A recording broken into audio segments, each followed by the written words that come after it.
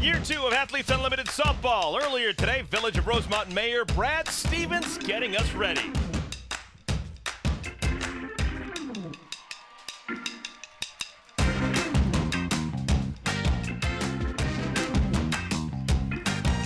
Trust in each other, and we did it. Forever, there's only going to be one first, and that's all of you. This has been life-changing, not only for the group of 57 that we have here, but for future generations of softball players. We have truly redefined what it means to play softball and to be a professional. This is the future of our sport, and I couldn't ask for it to be in better hands. I'm going to challenge you guys, though, all of you younger ones. It's your responsibility to keep playing. The reason you can play is because Megan Wiggins and I have kept playing. The reason Jordan Roberts had an opportunity to play this year is because Gwen Svekis has continued to play. Continue to play so the people below you have the opportunity to do this and have their life change the way we all did. Because I think we all are leaving here in the next couple days nowhere close to the same person we were when we came in.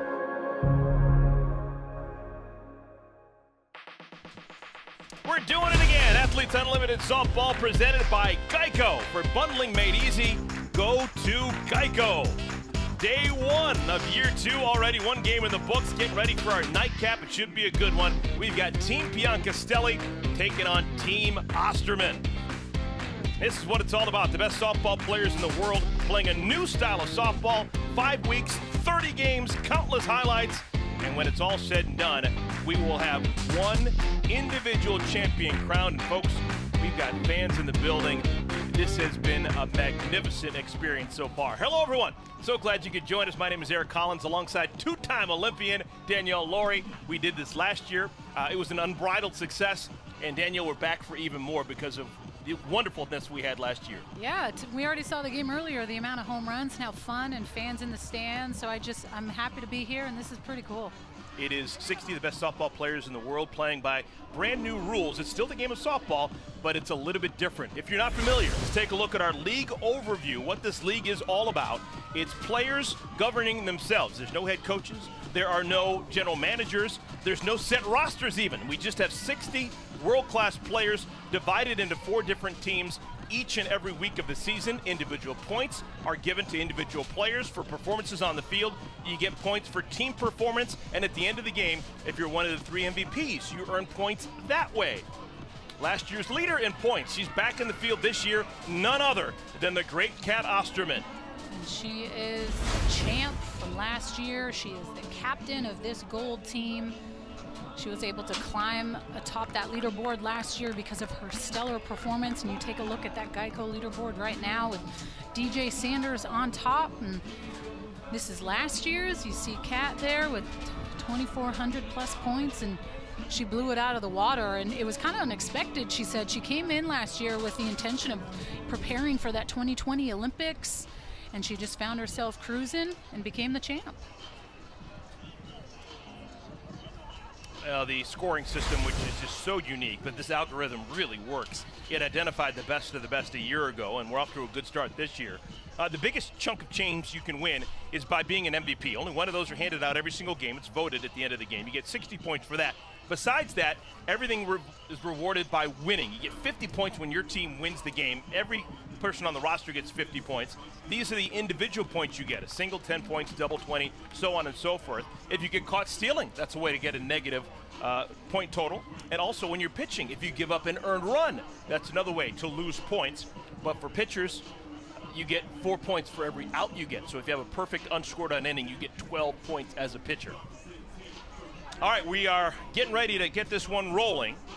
We have Team Piancastelli and Team Osterman. The captains, Erica Piancastelli, who is the catcher for Team Piancastelli, and for Team Osterman, we have Kat Osterman as their starting pitcher, or as their captain. Kat Osterman normally going to get the ball most innings, but she is not pitching today. Instead, Kat is going with the youngster who grabbed everyone's heart and minds back in June during the Women's College World Series.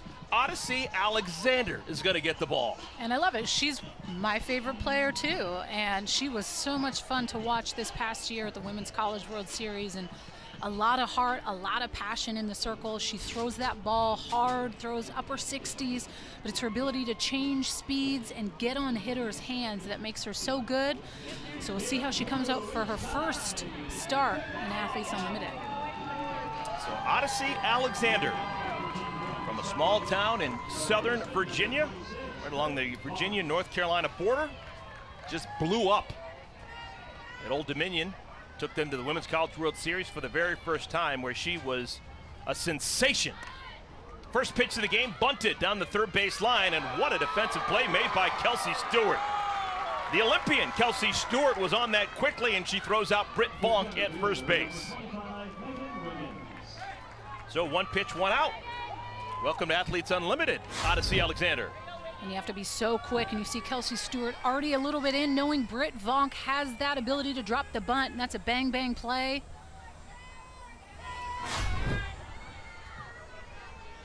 So here's Megan Wiggins, the veteran, now 32 years of age, still going strong. She had a solid season a year ago. Finished 27th out of 60 players on the Athletes Unlimited leaderboard. 347 batting average with 4 homers.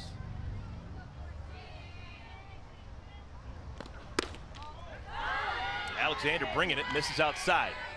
67 miles per hour on that delivery from Odyssey Alexander. And you could hear that pop of the mitt from up here in the booth. It's one of my favorite sounds.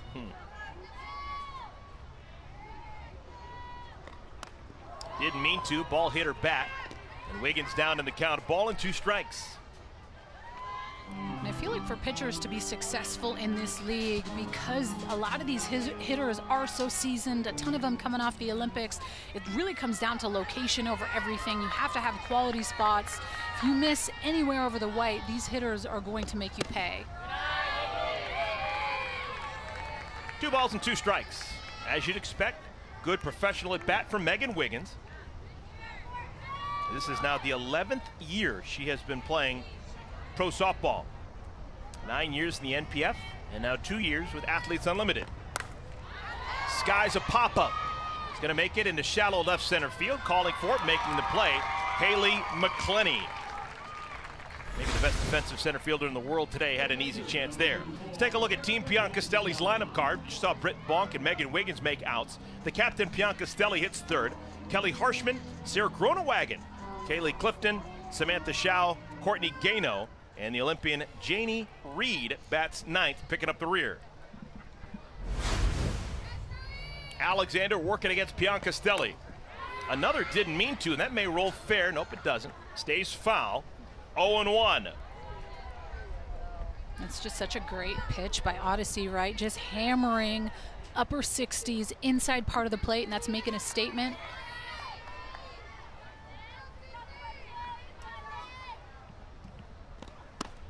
Piancastelli tied for the league lead in homers last year, had 9 of them. Actually had more homers than strikeouts. 9 homers, 7 strikeouts in 15 games. 0-2 pitch. Alexander tried to get her to chase.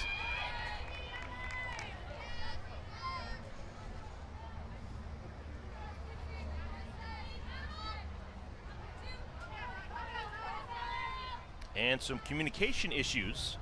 The catcher, Savannah Jaquish, skips out to the circle to have a word with Alexander. And those two did play together with the Pride professionally, so they kind of have at least an idea of each other, because that at times you have to get to know your catcher pretty quick, especially if it's constantly changing every weekend. So lines of communication, you have to let that catcher know what you want. Count remains ball and 2 strikes. Yeah, Odyssey Alexander went from being a very, very good college player to having all this opportunity. She was playing at James Madison out of the Colonial Athletic Association. She goes to the College World Series and has a great performance. Got on everyone's radar. Got a chance to play for the USSSA Pride in their run-up heading to the Olympics. They were playing exhibitions against Team Canada, Team Mexico, the U.S. national team. She got multiple opportunities for endorsements, and of course the opportunity to play with Athletes Unlimited, all because of the way that she finished out her senior season at Old Dominion. And that's what the Women's College World Series can do, and kind of give you that platform. And she blew up. And she, when our Team Canada, Canadian Wild, got the chance to play her, like, I almost fangirled for a second. I was like, wow, like, you are an amazing young woman, and everything that she was able to show, that grit, that fight over the course of that postseason, and it, you know, can bring tears to someone's eyes because that's just not the way the game is these days. Right back to Alexander. We've known her as a very good fielding pitcher. She makes the play look routine. So a good start to her Athletes Unlimited career for Odyssey Alexander. When we come back, Team Osterman heading to the bet rack.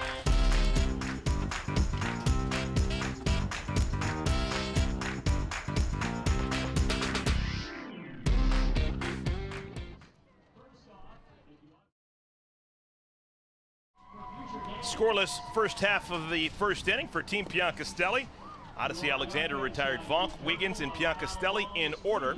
Fans, join us at the ballpark for game day. Tickets are still available at auprosports.com/tickets. There are 15 game days, always doubleheaders played here at Athletes Unlimited. We play Saturdays, Sundays, and Mondays. Let's take a look at the lineup card of Kat Osterman. This lineup brought to you by Geico. Aaliyah Andrews leads things off her first game with Athletes Unlimited.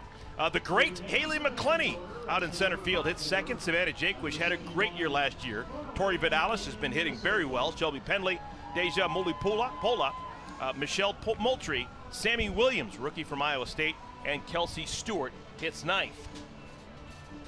That nine will bat against one of the best Canadians ever. Right-hander from British Columbia, Sarah Groenewegen. What do you know about your former teammate with Team Canada, Daniel Laurie? I know we both have some bronze medals, I will say that, but Sarah G is one of the best. She has one of the best changeups that I have ever seen, and that's what makes her so successful. She's not going to blow you away with the velo, but her location is what makes her so good, and then she can just spin that changeup. The ability to throw that at any count is what makes pitchers so tough. 3-2, 3-0. So we'll see how she does today with some of these hitters. Groenewegen was considering playing for Athletes Unlimited last year, decided not to, but did play most recently over in Tokyo, Japan, winning a bronze medal with Team Canada. Now trying to keep the good vibes going. Pitching here in Athletes Unlimited, Aaliyah Andrews grabs a bat.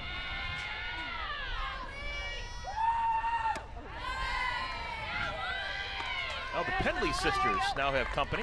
Last year, Nicole and Shelby Penley both played Athletes Unlimited. This year, Aaliyah Andrews joining Athletes Unlimited. Her sister, AJ Andrews, played last year, not playing in this year's field, but so two Andrews sisters. Softly into right field, placed perfectly, and Andrews is aboard to lead off the ball game for Team Osterman. Let's take a look at the defense for Team Piancastelli. You got that battery of Groenewegen thrown to Piancastelli. So it all starts there. And then behind her in the infield, you got Vonk and Clifton, left side of the infield. Harshman and Gano, right side, with Reed, Wiggins, and Shao in the outfield from left to right. I think it's always a good experience when your captain is your catcher, looking out at everything, and captains are kind of used to always, or catchers are always used to making decisions and seeing the big picture. And that's what Piancastelli, as the captain, is going to be asked to do. She'll make pitching changes and defensive shifts and captain's challenges and the like. Well, that's my favorite part about the game, is the fact that there are no coaches. You have some facilitators that are there to help the captain if they need it, but ultimately it comes down to the athlete. And there's a fun pressure that comes with that, because ultimately you're the one that's in control. That's why you get to kind of draft who's feeling your vibe a little bit. I think the captains, even from last year, have always done such a tremendous job of dealing with everything. McClenny hits it to second. They'll get one out there. No chance to get McClenny on at first. She runs way too well. McClenny upset with herself. I think she just said, "I'm sorry," to Kat. Her captain, Kat Osterman. That's a great picture right there. Arguably the best player in the world today. Arguably the best pitcher in the world today. On the same team here at Athletes Unlimited. Here's Savannah Jaquish.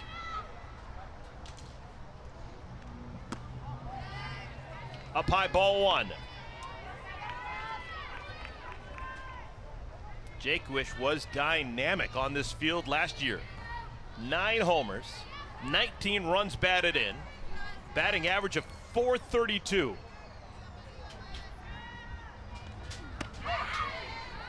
Off-speed pitch, a beauty.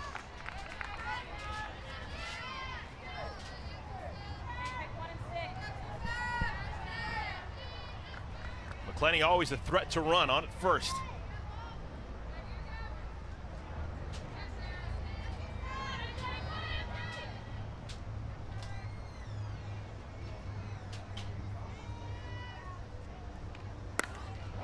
Way out in front of that, loops it down the left field line. It's fair. Look at McClenny go. Got a great read on that, and she makes it over to third, and that allows Jaquish to take an extra base. It's a double.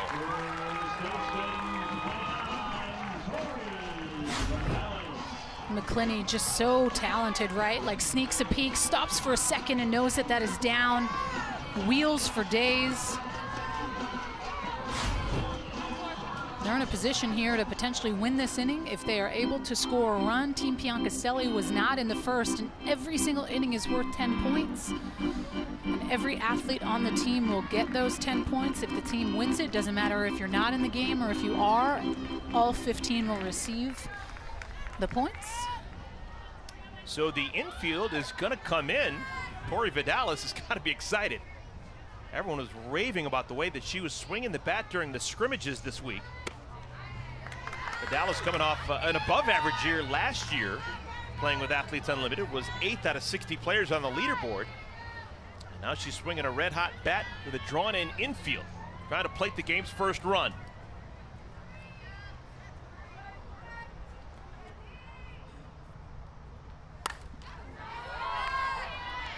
And defensively, it's like a little uncharacteristic for everyone to be in the first inning if there weren't points on the line, right? So they know that if a run scores, the other team gets 10 points. So it's like, let's play to that. Let's play to eliminate a run scoring. But I mean, if this was a college game, not necessarily everyone's going to be crowding in the first inning, but it just shows how much every single point in this league does matter. Groenewagen in a spot here. Misses outside, 2-1.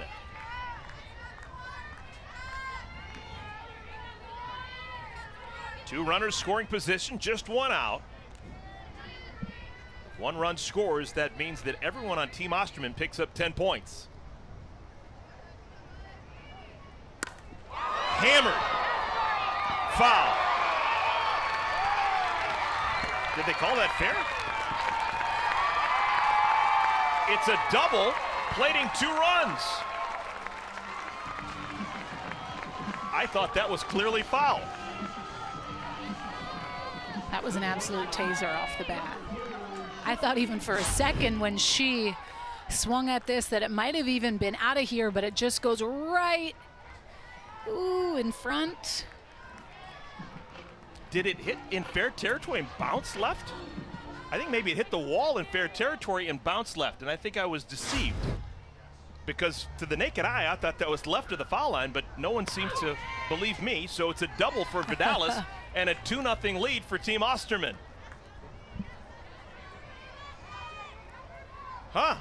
Strange way to score a pair, but Team Osterman picks up 10 points, all 15 players, because of winning this first inning.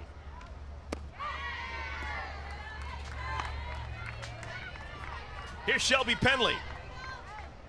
Penley's been doing this for a long time. Last year, surprisingly, only 1 home run for her in 15 games.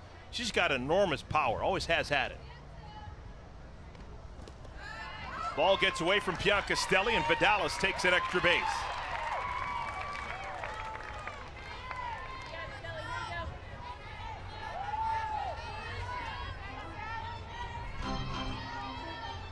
So a single and 2 doubles have already plated 2 runs for Team Osterman.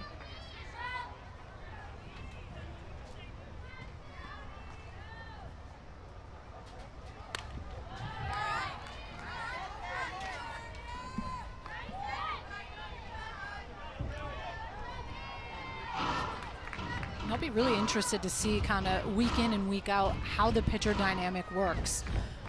thinking more so like I've only really seen Groenewegen pitch in a pitch committee type deal instead of going that full 7 innings, because you have to look at how great these hitters are. And I do believe that the game has evolved a little bit in the sense where you might need 1 to 2, maybe 3 pitchers a game to beat these dynamic offenses, and that is totally okay. But just to see how it plays out, because to me, offense has really come to play today. So I'll be curious to see if it's a little bit more pitch by committee as the weeks continue to go on. 1-2. That's a great point. When you were playing for Team Canada just a month ago with Sarah Groenewegen, you guys were all going 2-3 innings, and then the next in line would pitch. The days of whoever, you know, Jenny Finch going all 7 innings. Lisa Fernandez, I mean, going every game, every inning, and I just think that the hitting has evolved a little bit more than the pitching with all the technology and the Rapsodo and everything to get better with hitting and prepare. So I think bringing that extra of like, okay, preparing for Sarah Groenewegen for that first time through the order, and then the next time through the order we're going to completely change it up a little bit, I don't think is a bad thing. 2-2. First strikeout of the game for Groenewegen. 2 down.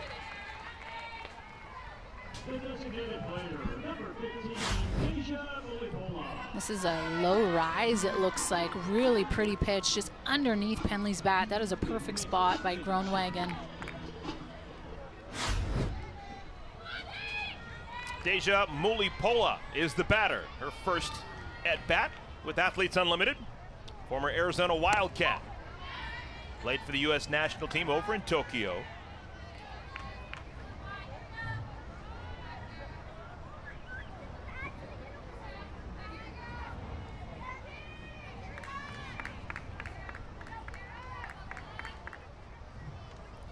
Off-speed pitch. 0-2. And I'd be so curious to know too, right? Like the nerves going into a game like this, especially now you have fans in the stands. A lot of these Olympians, Groenewegen, one of them went to the Olympics with no fans. There's just a different buzz when you have people that are watching. It's a really fun environment, but your first game brings a different type of nerve that maybe you're not used to. How was that for you, playing for Team Canada, of course, winning that bronze with no fans the entire time you were playing over in Tokyo? I think once you come to terms with the fact that someone's going to win a medal regardless of the no fans, you just start to kind of figure that out. Do you wish your family was there? Yes, but more of a business trip mentality, I think, than anything. Way out in front. We'll do it again. Ball and 2 strikes. I think the craziest part was when you're playing in these beautiful stadiums that could fit 80 to 100,000 people, and you're looking around like, wow, we're like the only ones in here. What would it be like if there was fans in the stands? Would it add a different layer of pressure to all of this? But you don't really think about it when you're there.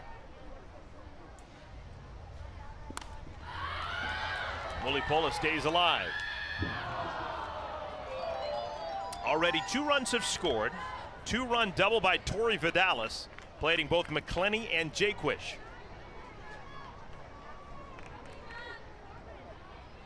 Earlier today, solid win for Team Hayward. Captain Victoria Hayward's team winning 6-2 over Jesse Warren's team. On the ground, should be routine.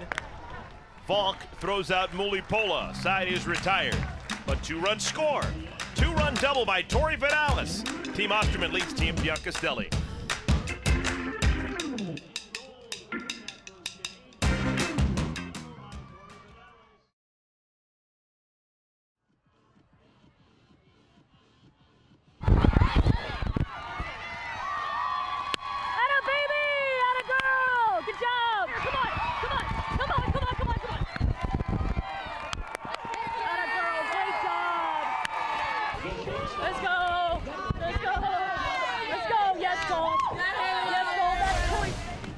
Yeah, you're not going to find anyone who loves playing the game of fast pitch more than Haley McClenny.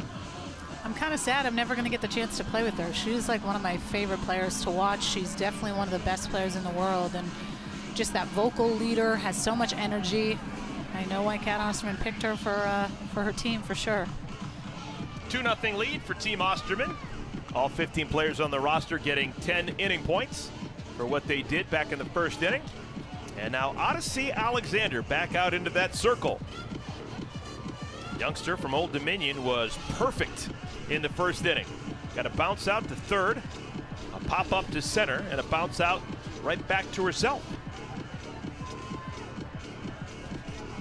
I apologize, I just gave a shout out to Old Dominion when I should have said James Madison. Whoops. I think they're the bitter rivals. That's like the worst mistake you could make. She was recruited, Odyssey Alexander, by Mickey Dean. Mickey Dean is now the head coach at Auburn, but he was at James Madison, and he built that program up big time. Mickey Dean got his start actually coaching on this field. He was the head coach of the Chicago Bandits, National Pro Fast Pitch, and he identified Odyssey Alexander at an early age and said, I want you to play for me. He didn't get a chance to reap the rewards all 4 years, but man, talk about a player who blossomed as a college player. I think it was pretty cool for me to see this year, like obviously Odyssey Alexander and the year that she was able to have at JMU, but a full circle when she went to go play with the Pride, she got to play with Megan Good again, and they both got to play on the same pro team, and they were at JMU together. They were both lights out, but were never able to get to the Women's College World Series together. Odyssey Alexander literally put the team on her back and said, let's go, I'm getting you guys there, and it was one of the coolest things to ever witness. And then it was awesome getting to see her play pro with Jalen Ford and Megan Good, all some of the absolute best that have put on that JMU uniform.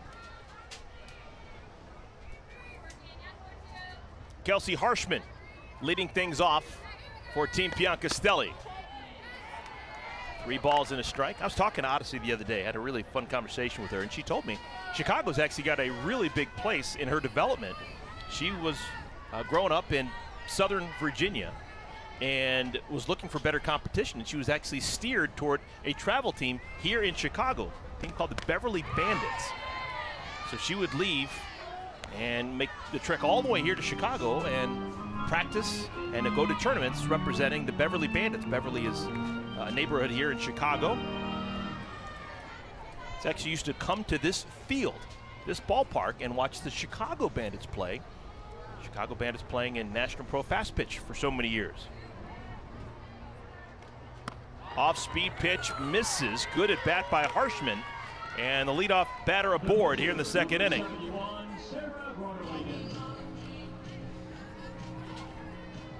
Good at bat by Kelsey Harshman. Passing the bat to her fellow Canadian teammate, Sarah Groenewegen. For it. Pull side. A lot of pull side. Love that talk from you, McClinney. Love that talk from you. Here we go, Cece. Here we go, bud. Sarah Groenewegen swings at the first pitch. Everyone's going to be safe. Harshman was stuck in no man's land, but the ball actually hit her. Would have been a force at second, but she's hit. Everybody's safe. Runners at first and a second with nobody out.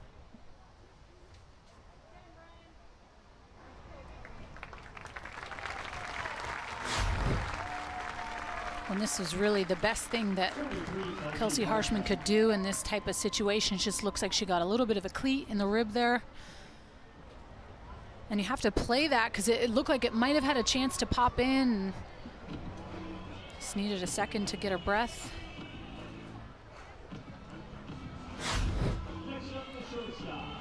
So a couple of Canadians on the base paths, members of Team Canada. Harshman at second, Groenewegen on at first. That was ruled a single for Groenewegen. And I did for a second think we had McClinney, hence why I was just kind of chit-chatting on my own to McClinney in center, but it looks like we didn't have her yet. Here's Kaylee Clifton. Called strike one to Clifton. Clifton had a nice first season last year. 3 homers, 8 runs batted in, and was stellar at a number of different defensive positions. Saw her a lot at shortstop, some at second base. In a pinch, we saw her out in right field one game. Winning player, who did a lot of winning as a college player at Oklahoma, won 2 national championships.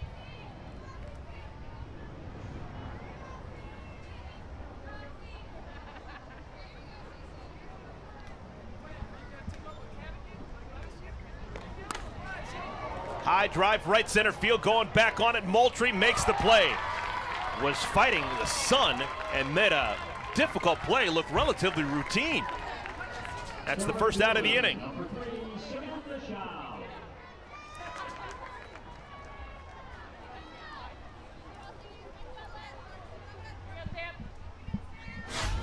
And this is a little bit more of a challenging play, I think, than people think. That sun is just right there, and the communication between both of them, no shades. And able to make that catch look pretty easy. She had shades, but she just kept them on, yeah. on the visor. Here's Samantha Shao. The bat flip queen was the nickname that she earned as a college player at Oklahoma State. When she hits a no doubt about it homer, that bat just flies anywhere. Had 5 homers last year, batting average of .306.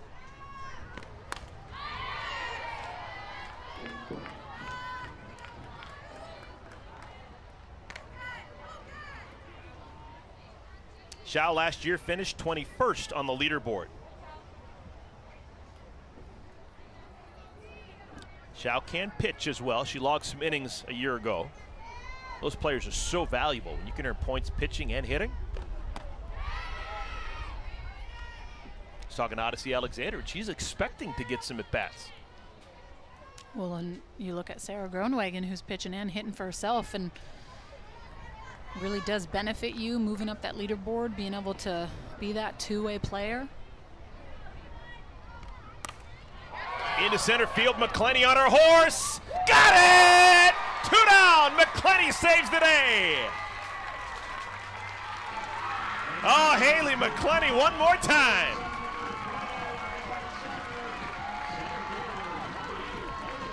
She never disappoints. Yeah, this is just an incredible catch. What a step. That first initial step is huge. Kind of puts her arm up a little bit for that wall to brace herself, but just, you love it. She makes the catch, and the first thing she thinks about is getting that throw off, knowing that there are runners on base. One of the best to do it. So there are now 2 outs. Last challenge for Odyssey Alexander is Courtney Gano.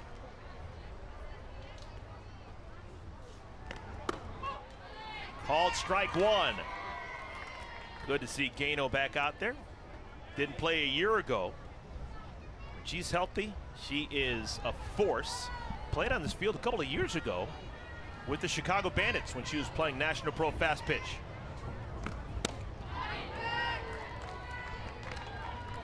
.66 miles per hour, and it's now 0-2.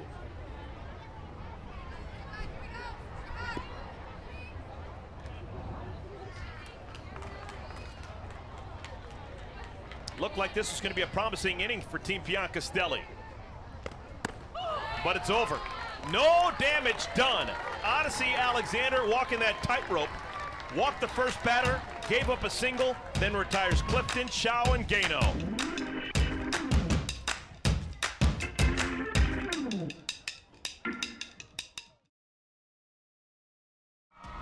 Athletes Unlimited Softball on FS1 is sponsored by Guaranteed Rate. Those are the players from earlier today, game 1, hanging on the player suite behind the left field wall. Head to auprosports.com to get your Athletes Unlimited gear. And don't forget to follow on social at AUProSports for exclusive inside content. That's a pretty nice setup right there. Pretty nice setup. Year 2 of Athletes Unlimited Softball. And Danielle, my phone is blown up. I've got to give a shout out. A shout out to the Maryland Patriots 12U team having a watch party tonight. Wow. In the DMV. That's the Maryland District of Columbia area. Shout out to the Maryland Patriots 12U team. All right. We're having watch parties this year. That's awesome. Yeah, this was the very first sport with Athletes Unlimited last year, and it was a rousing success. It birthed volleyball and then lacrosse, and now we're doing it again. So 12 months later, we're back at it, the best of the best playing here in Rosemont, Illinois. Well, and it's bigger, it's better. You're able to have fans now, the cameras that they're able to bring in. They've brought in a whole bunch more, and a shout out to our camera crew that have been out in this heat broadcasting this game. We appreciate you guys, but it just shows the growth in this from last year to this year, and it's just going to constantly continue to keep getting bigger and better. Groenewegen dealing to Michelle Moultrie, pops it up right side. Sun could be a factor. Nope. Samantha Schau able to make the play. Schau's got her sunglasses on and makes that play. So one down here in the bottom of the second inning. Now this league is all about points. Athletes Unlimited, you got that unique point earning system. You learn points for everything you do. Singles are 10 points, doubles are 20 points. You win an inning, everyone on the team gets 10 points. If the inning is tied, it rolls over, and the next inning is worth 20 points. So we like to keep you up to date of all those things going on. And those MVP points at the end of the game, those can really launch you up. With that 60 points, 40 points, and 20 points, there's 3 total MVPs at the end of every single game, and the players vote for who they decide should be first, second, and third with that. Here's Sammy Williams, rookie in this year's field, former Iowa State Cyclone, stays alive, 0-2 to Sammy Williams. She is from Southern California, but she left sunny Southern California to play college ball in the Big 12 in Ames, Iowa. Iowa State. Groenewegen, her 0-2 pitch to Williams. I thought it was incredible. Sammy Williams finishing out her senior year this year, batting .446 with 21 bombs. Wow. And I think that's why you see her in this uniform. Like, you're bringing in the best in the college game. It doesn't always have to be the SEC or the Pac-12 conferences. Like, you can really branch out and just look at the player. Off-speed pitch, and she pops it up to left. Was out in front of it, and Groenewegen has retired the first 2 here in the second inning. What's the best pitch that Sarah Groenewegen throws? Well, it's definitely her changeup. She really can throw that at any count, but it's when she's spot on with her screwball and curveball that pitch is so much better, because then you have to worry about her branching a little bit more east-west. We know she can throw that pitch at any count, but when she can locate that screwball and get ahead in the zone, then she's able to bring that changeup in a little bit and start to mess with those hitters' heads. And she's starting to kind of settle in pretty nicely. First ball swinging, Kelsey Stewart routine to center field. So all 3 outfielders got an opportunity.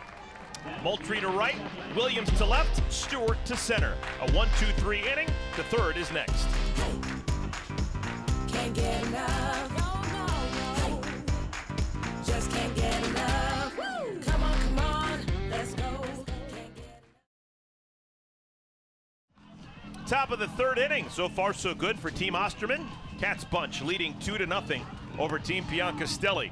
Leading things off for Team Piancastelli is Janie Reed, and we're going to take a little closer look at the spray chart for Janie Reed. And she definitely likes to go up the middle. You see that, 28 straight up second, 31% dead center field, and I just love what this kind of does. A little bit of opposite field she can do, but for the most part, if I was an infielder, I'd be pinching a little bit in towards the middle just based on what that says. Janie Reed winning a silver medal with Team USA over in Tokyo Olympics that just concluded last month. Man, she had one of the best plays you're ever going to see defensively. Robbed what would have been a homer in left field. She can really go get it out there.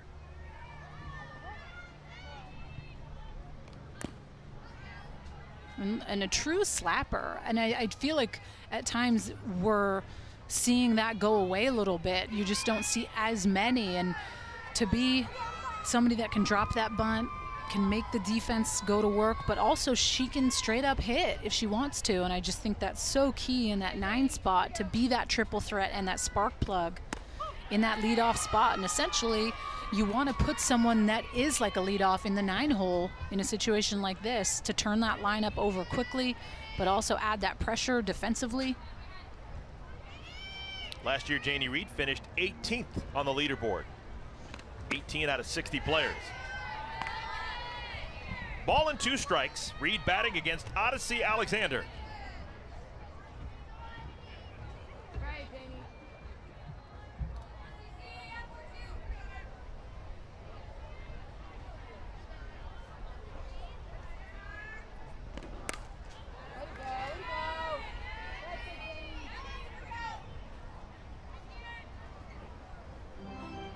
been a fun summer for the Reed family.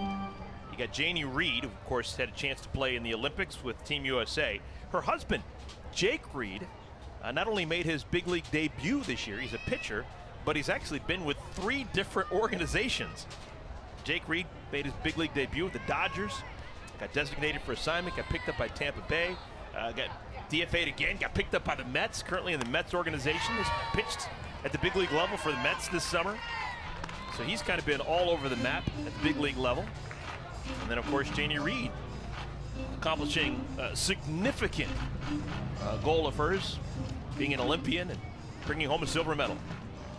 Well, both of them met when they played at Oregon together, and you kind of love those love stories a little bit, both playing collegiately at the same school, and their paths cross, and they're still pursuing their passions in this game. And I think that at times can be the most challenging thing once you get married, right? Like, what do you do? And you love that both of them are continuing to keep playing the game and not feeling like they have to give that piece up. I think one of the things that Athletes Unlimited has shown us, that women peak at such a higher age than anyone would have ever imagined.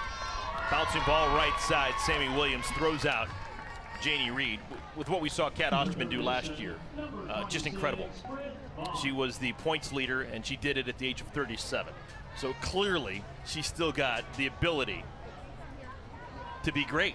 And I expect the same out of Kat Osterman when we see her this go around as well. Well, it's just, I think the older you get, you just have better awareness on so many things. But at the end of the day, the difference between when you're older, between when you're younger, is that mental competitive edge. You learn so much all the time. And you think about these college athletes, like, I wish that I was the same age when I went to the Olympics this year as I was when I went in 2008, just because of the life experience in between. And you just learn a lot. So it's pretty cool when you're in your 30s. You just understand the game better, how to deal with pressure better, how to train smarter because your body's older. And Kat was an example of that. And she came into last season trying to put herself in the best position to help out her Olympic team. And she just happened to be atop the leaderboard and in control this whole season. Yeah, it just goes to show you how dominant that performance was by Kat. She had almost 400 more points than Jessie Warren, who finished in second. And Warren had a season like we may never see again. She hit over 500 with power. And her team won a whole bunch of games. But Kat's dominance in the circle was absolute. Britt Vonk strikes out. That's the second strikeout for Odyssey Alexander. Well, Kat Osterman just doesn't give up very many runs. And I think as a pitcher, when you don't give up runs, that's where you really see yourself moving up the leaderboard. It's just kind of beat by the velo here. A little up spin on the outside corner. But every single out that a pitcher records is +4 points, but every earned run that they give up is -10. So you want to try to keep the runs down, because you know you give up a ton, you're really going to see yourself coming down. Here's Megan Wiggins. Wiggins flied out to center field first time up. I don't think this is an exaggeration to say that Megan Wiggins, over the last decade, in the majority of important professional softball games, she has been front and center. Played 9 years, 4 years with Chicago with the Bandits, 5 years with the USSSA Pride, and her team's always won games. She was a huge part of it. She pops out to short. Shelby Pendley makes the play, and the side is retired. Odyssey Alexander cooking with gas. She has gone 3 shutout innings. She has been superb. Back to Rosemont in a moment.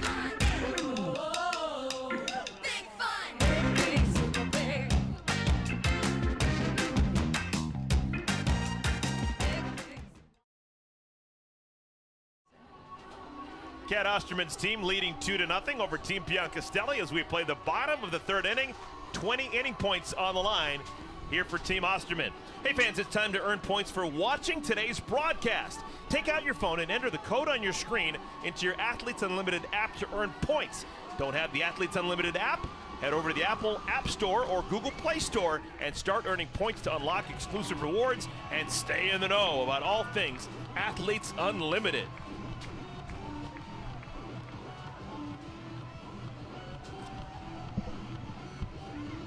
Aaliyah Andrews, Haley McClenny, Savannah Jaquish, the top third of the order will bat here this inning against Sarah Groenewagen.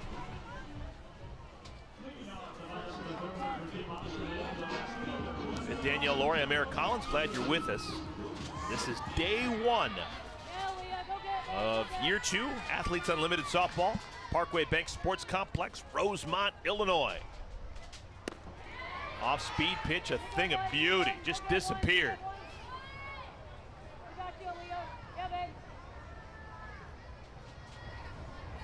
Andrews, native of Florida, played some spectacular softball at LSU.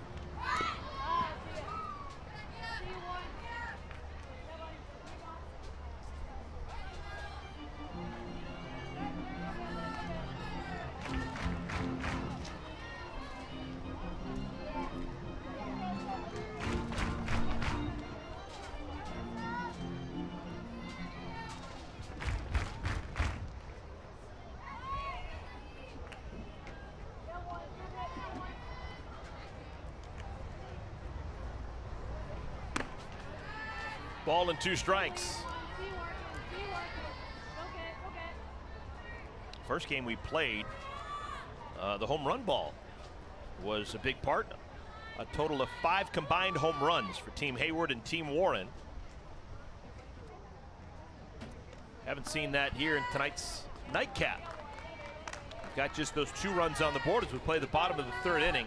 Both runs scoring on a double by Tori Vidalis in the first.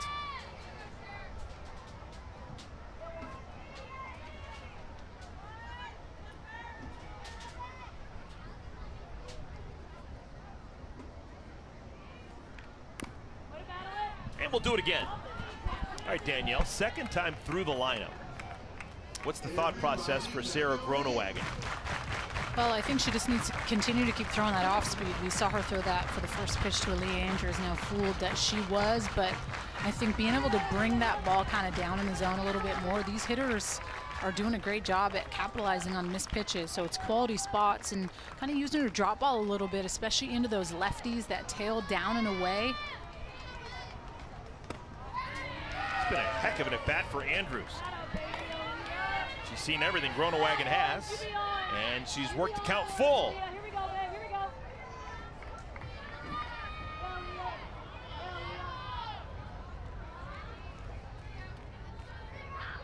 Seventh pitch of the at-bat. Here it comes. Another off-speed pitch, and Andrews stays alive. And that is the most frustrating thing about those slappers that used to just get me. They continue to find a way to just like touch the ball.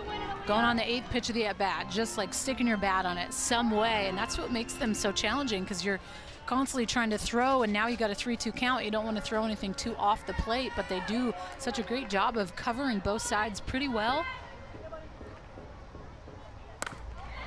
One hopper to the shortstop. Clifton makes the play. So Andrews is retired. And here comes Haley McClenny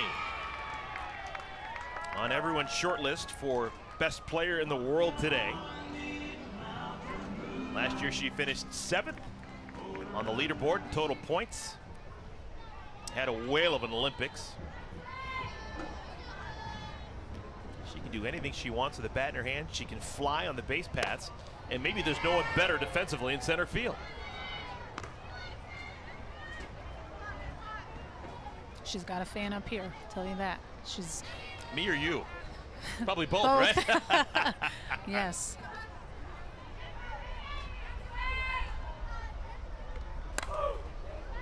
Way out in front.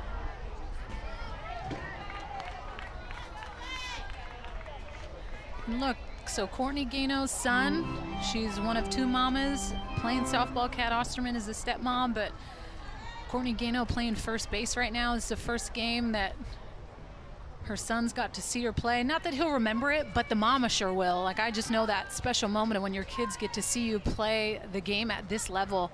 It's surreal because to have a child and then come back to play takes a lot. Obviously a toll on your body, emotionally. So to have Courtney Gano here, I think shows so many moms that it is possible, but Athletes Unlimited takes care of their moms, and I think that's the coolest part. So watching this, if you were a softball player and you have kids, it doesn't mean you can't play and perform at the highest level. So for me, from one mama to another, I just think that it's really cool to continue to keep playing because we know how hard it is. Awesome stuff. I mean, that is just the cutest thing. And her nannies traveling around with her, helping her out, and Athletes Unlimited is helping that happen. But how special. On the ground, second baseman. Harshman throws out McClenny. They are now 2 outs. So that is now 7 in a row retired by Groenewagen. Ever since that double by Vidalis, she has been in lockdown mode. Interesting to note that last inning she got 3 fly ball outs. This inning she's gotten back-to-back ground ball outs.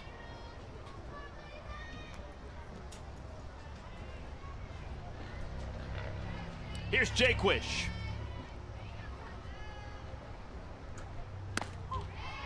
Jaquish was close to unstoppable last year. .432 batter, 19 hits and 44 bats with 9 homers. And she looks like she's back at it again. And a ringing double her first time up. Yeah, there was a spell last year where she had like 6 or 7 consecutive, like either a double or a homer or a triple. Like she was just unbelievable last year. Couldn't get her out. And one of the things that's always going to make her valuable, if she's not a captain and captains are thinking about picking her, she can play first base. We can see her at third base. Today she's catching. So when you're compiling your team every Tuesday, every draft, you got to like Jaquish because you can plug and play her anywhere. You want her batting lineup every single game, and so she can kind of adjust to where you have a hole that weekend. Well, not only for Athletes Unlimited does that work, but as far as playing the game of softball in general. Like, you don't need to specialize in just be one position. Like, to be able to play multiple positions benefits you with furthering your career collegiately because you have the ability to play third if you want to go to right field. And so it just shows, don't just settle for one position. Be that hitting pitcher. On the ground, that'll make it through. So second hit of the ball game for Jaquish. Give her 10 points. 10 points for a single, and the inning continues. Remember, the winner of this inning, should Team Osterman score a run, everyone, because of the rollover, last inning was tied, everyone on Team Osterman would get 20 points. And just sneaks right through the 5-6 hole. Perfect placement.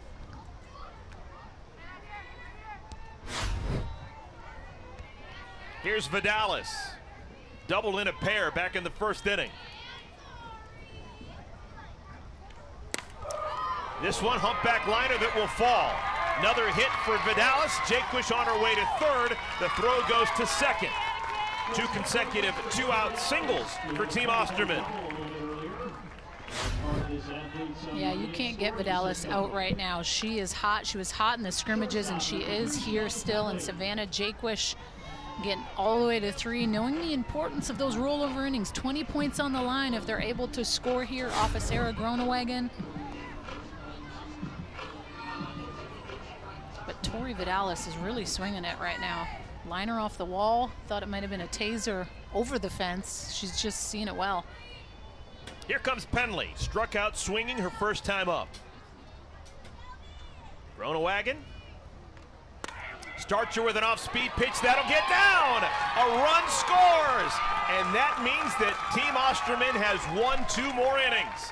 20 points goes to every member on Team Osterman because of that single by Penley. They now lead 3-0. This is a great piece of hitting. She's just waiting on this off-speed pitch.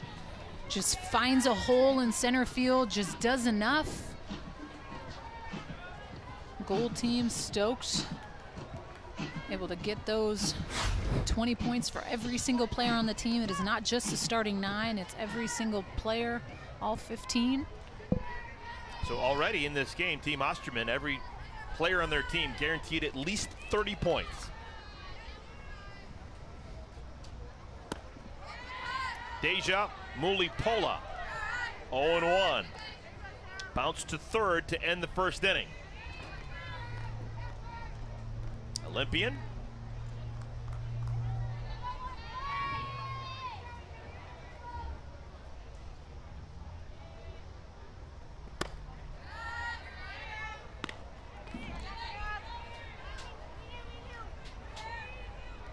This all began with 2 outs.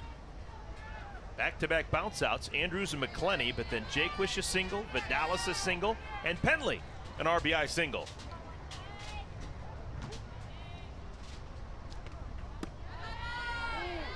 Little bit high, 2-1. This middle part of the order, 3, 4, and 5. Jaquish, Vidalis, and Penley for Team Osterman. They're 5 for 6 against Groenewegen.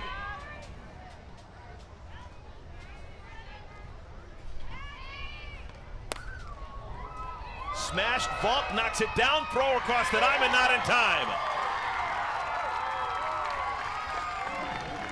Vonk can't make the play, and the inning continues.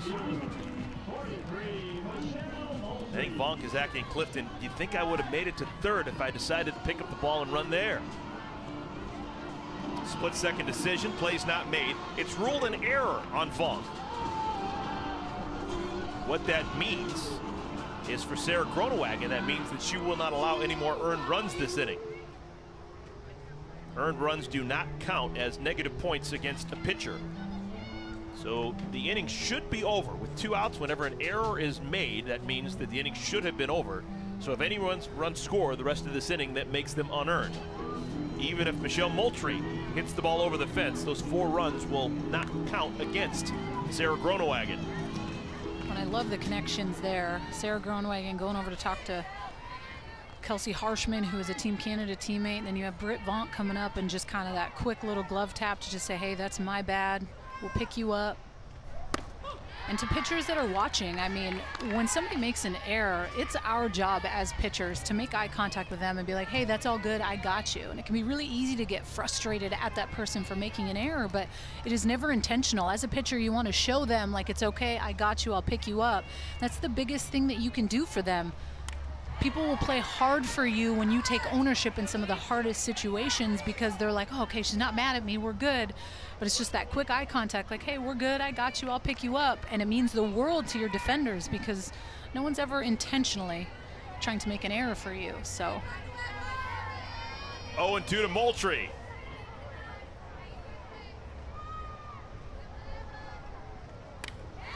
I'm curious. Was there an age when you actually learned that concept as an elite pitcher? Because I can't imagine that as a natural reaction for a pitcher who is so intense, like someone like yourself, when someone makes an error behind you.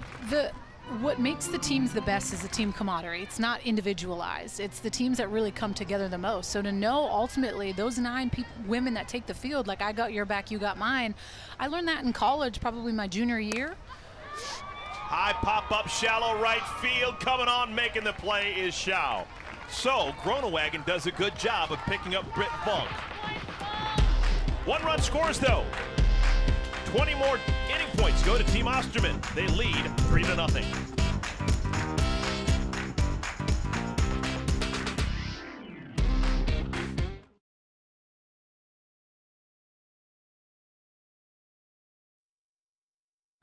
See you working. Way to get ahead, way to get ahead. Yeah, baby, give me 2. Atta baby, CC. 2.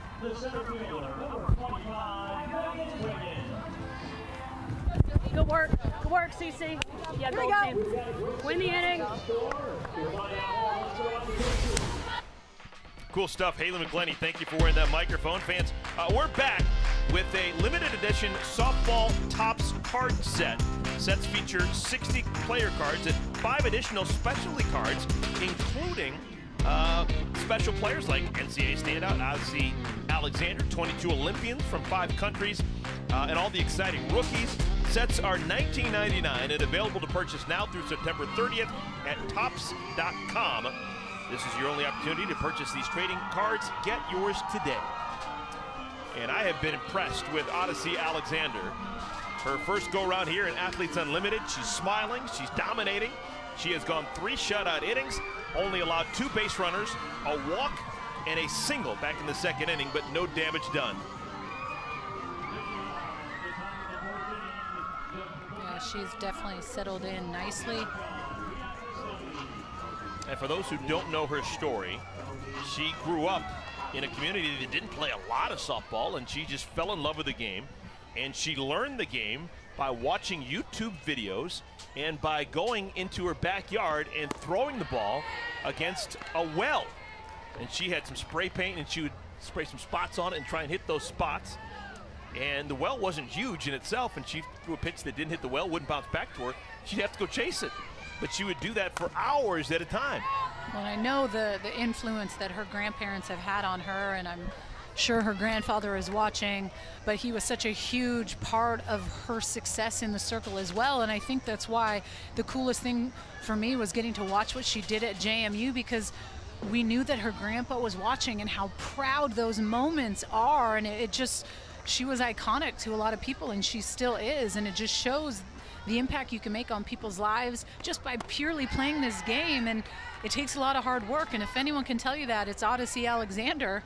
Hence throwing to a cement block, chasing pitches, learning on your own. But you don't need to pay some pitching coach hundreds of thousands of dollars to better your kid. It just comes down to the grind and working hard and finding someone that can kind of help give you the basics. Little flipper down the right field line. Bianca Stelli flies out to Michelle Moultrie. That is now 7 in a row retired by Odyssey Alexander. Yeah, Odyssey, she was telling me the other day, she feels her best pitch is her circle changeup that Mickey Dean, her head coach her freshman year at James Madison, taught her. She told me she's seen 73 before on a radar gun. That's her top velocity. We've seen her high 60s tonight, usually probably about 66, but there's only one pitcher that I've seen cruise around the... Abbott? Yeah. Maybe a little bit of Montana Fouts for Alabama. I've seen her hit 70, 71. But let's not take away from the Queen Abbott. She can consistently go 70 plus from the left side. And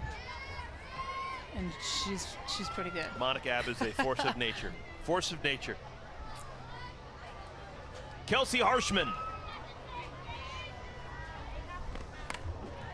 Harshman from Tucson, Arizona, gave up the sun, set him out. Decided to play in the Big Ten for her college experience, played at Wisconsin.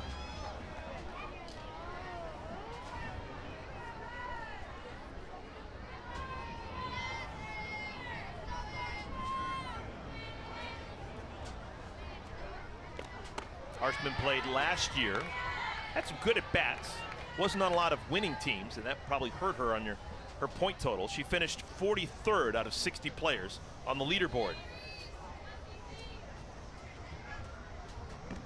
It was kind of a cool story how Kelsey and I met. I was calling her regional at Oregon maybe 4 years ago, and she said that her mom forced her to come up and introduce herself to me. Maybe it was 5 years ago, and I just thought it was kind of cool how her and I ended up playing on the national team together. A couple Canadians going to the Olympics together. Solid single. That snaps a streak of 7 consecutive retired by Odyssey Alexander. One-out base runner for Team Bianca Stelli. We'd like to welcome those of you watching on FS1. We are here in day 1 of year 2 Athletes Unlimited softball. Games Saturday, Sunday, and Monday, double headers each of those 3 days for 5 straight weekends. And when it's all said and done, we will crown one individual champion. We have 60 players, unique scoring system that worked so well last year. Kat Osterman is the defending champion. She is the captain of the team that's currently leading right now. Team Osterman leading Team Bianca Stelli 3-0. Right behind home plate, and the play is made by Jaquish. Quick as a cat, threw off the mask and makes the play to retire Groenewagen.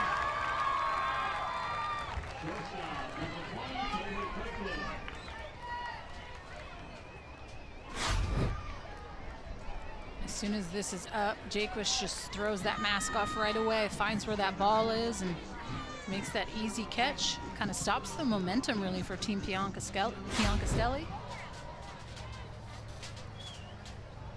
So 2 outs. Harshman still on at first. Story of the game, Odyssey Alexander has been as advertised. Can't really say this is her first pro game. She was playing with pro team down in Florida that played a lot of exhibition games against Team USA, the Canadian national team, Mexican national team as they got ready for the Olympics. Man, That's just fills up. dirty. Yeah, just Lot to like there.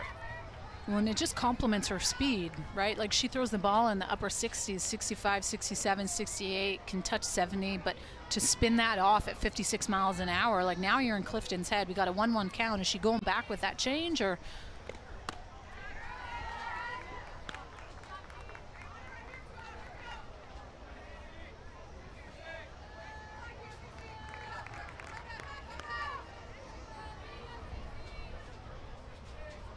Two balls in a strike, Kaylee Clifton. 2-2. Something to think about. I don't know if Odyssey Alexander knows this with the scouting report with Clifton, but Clifton will lean into one. As a college player in her 4 years at Oklahoma, she was hit with a pitch 65 times. So she's not afraid of a bruise. You see that elbow pad that she's got.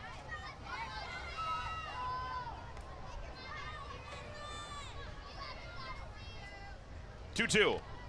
I actually find that a little bit unusual. She's got an open stance. How do you get hit 65 times in 4 years if you got an open stance? I guess she closes it when the pitch is coming, but. Yeah, maybe a little bow with the elbow guard. Yeah, just okay. give it a little shove on the end. Is that what they're teaching out there, Norman? I don't know if I'd be leaning in on 69 miles an hour, though, off Odyssey.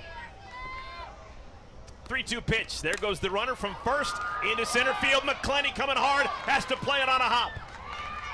A 2-out single for Clifton, and the inning continues for Team Piancastelli.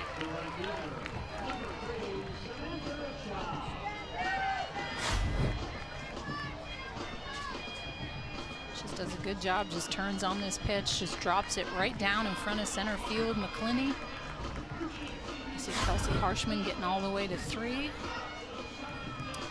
We just have donuts up there on the board. You got to try to find a way to get a run, and now's your time. You have a runner on third base, start to create a little bit of momentum for Team Piancastelli. Harshman probably never would have made it from first to third on that hit unless she was off of the pitch. It was 3 balls and 2 strikes, 2 outs. Yep. So she was running no matter what, and that helped her to go to third. And everyone knows being on at third, way better than being on at second. Wild pitch, pass ball, anything can happen, and you can score from third. One opportunity now for Sam Shao. One swing of this bat, she can tie this ball game up. Has a ton of pop in her bat. 0-1 to Shao. Oh, the ball gets away from Jake Wish. Here comes the runner. Safe at home. And Harshman goes to third. Well, it happened. It happened. Heads up base running by Kelsey Harshman. Got her to go from first to third, and now she comes in on the wild pitch. Well, that's just a perfect example.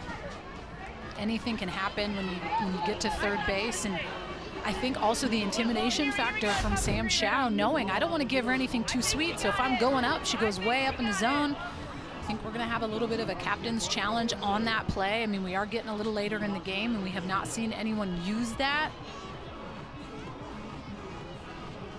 Both teams get 2 captain's challenges, and Erica Piancastelli is the captain. Why not use it?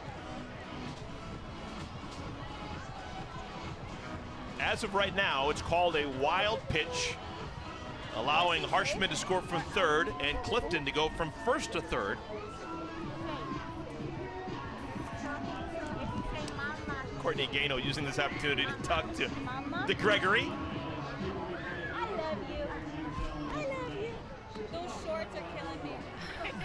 So cute.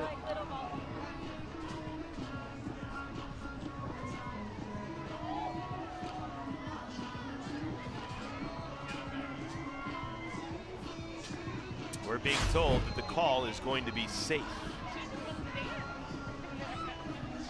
And so the call is upheld.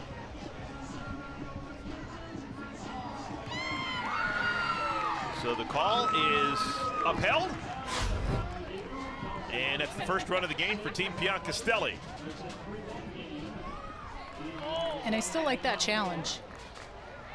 No one has used the captain's challenge yet in today's game, and it definitely was a close play. But Team Piancastelli finds a way to get a run across.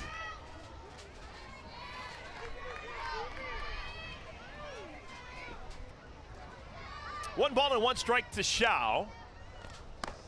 who takes a huge cut, comes up empty, 1-2.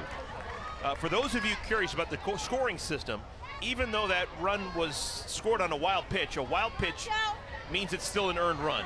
If that had been scored a passed ball, it would not have been an earned run. Earned runs by pitchers cost them a negative 10 points. So far this inning, Odyssey Alexander has lost 10 points because of the earned run. Now, if she gets Shao out, she'll have got 3 outs, which is 4 + 4 + 4 is 12. She still would have a positive +2 on the inning.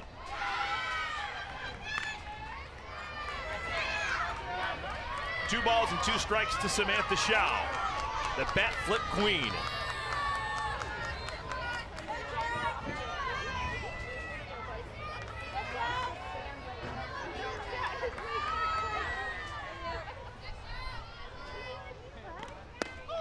Wow, steamer at the knees. Alexander retires Shao, but a run scores. Team Piancastelli has their first run of the game. For those of you watching on FS2, I want to let you know that for the remainder of the game, you can find us on FS1. If you're on FS2, please switch over to SF1 for the remainder of our game. Middle of the 4th, 3-1, Team Osterman.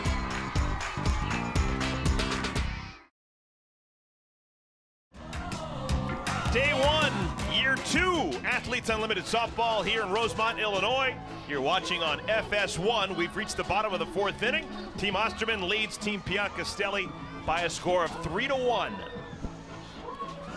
Well, earlier today, the mayor of the village of Rosemont, Brad Stevens, threw out the first pitch, but before our second pitch, well, we had some members of Athletes Unlimited Lacrosse throw out a first pitch. Mayor Shane, Kaylee Waters, pretty cool. They came to support and represent. But can they pitch? I bet they can. Warming it up. It's harder than it looks, folks. That's a legal pitch right there. Pretty cool. I love the energy, huh? I love it. So 3 sports currently with Athletes Unlimited. You got softball in Year 2, and the winter we saw volleyball, and just a month ago, a good success with lacrosse.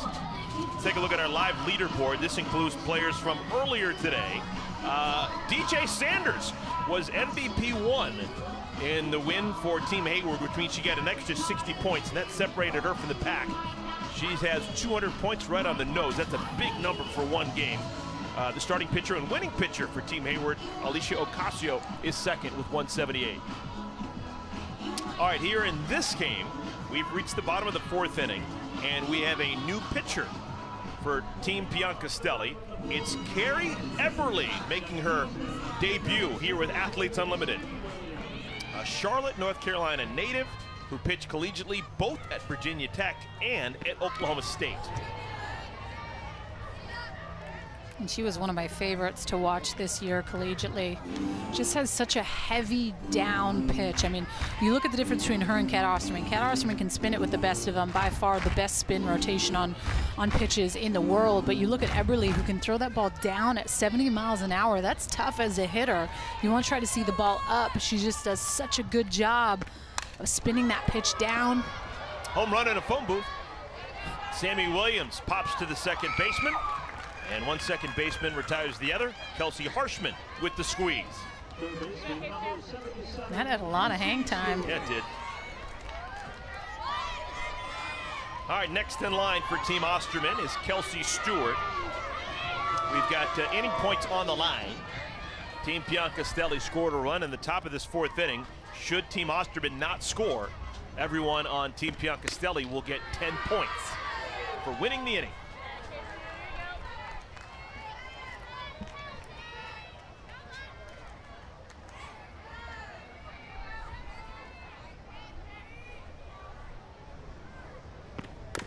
Stewart softly to third. Bonk. So here in this 4th inning, we have seen a second baseman pop out to the second baseman. Now we've seen a third baseman bounce out to the other third baseman. So we've got Aaliyah Andrews now, who's a left fielder. Folks, it would be cosmic if she would just hit a lazy fly ball out to left field and Janie Reed made the play. That would be one of those things you rarely see. So I'm not into rooting for a lot of things, but I'm rooting for a fly ball to left field. Yeah. We'll remember it 30 years from now. As a defender, when you have Carrie Eberle coming out, you have to know that the defense is going to have to go to work. She's going to strike some people out, but she's not primarily a strikeout pitcher. She's going to use her defense. She's going to use her infield. She's going to create ground balls. You have to expect that. 0-2 to Aaliyah Andrews. This is her third at-bat of the game.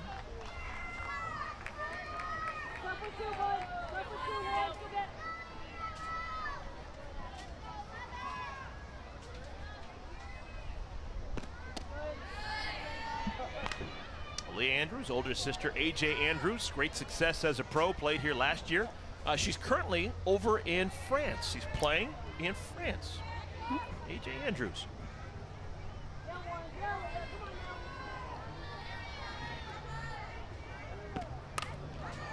That's a fair ball, and Vonk throws out Andrews. So welcome to Athletes Unlimited, Carrie Eberle. All it takes is 7 pitches for her to get 3 outs. To the 5th we go. It is a 3-1 lead. Team Osterman, but 10 inning points going to everyone for Team Piancastelli.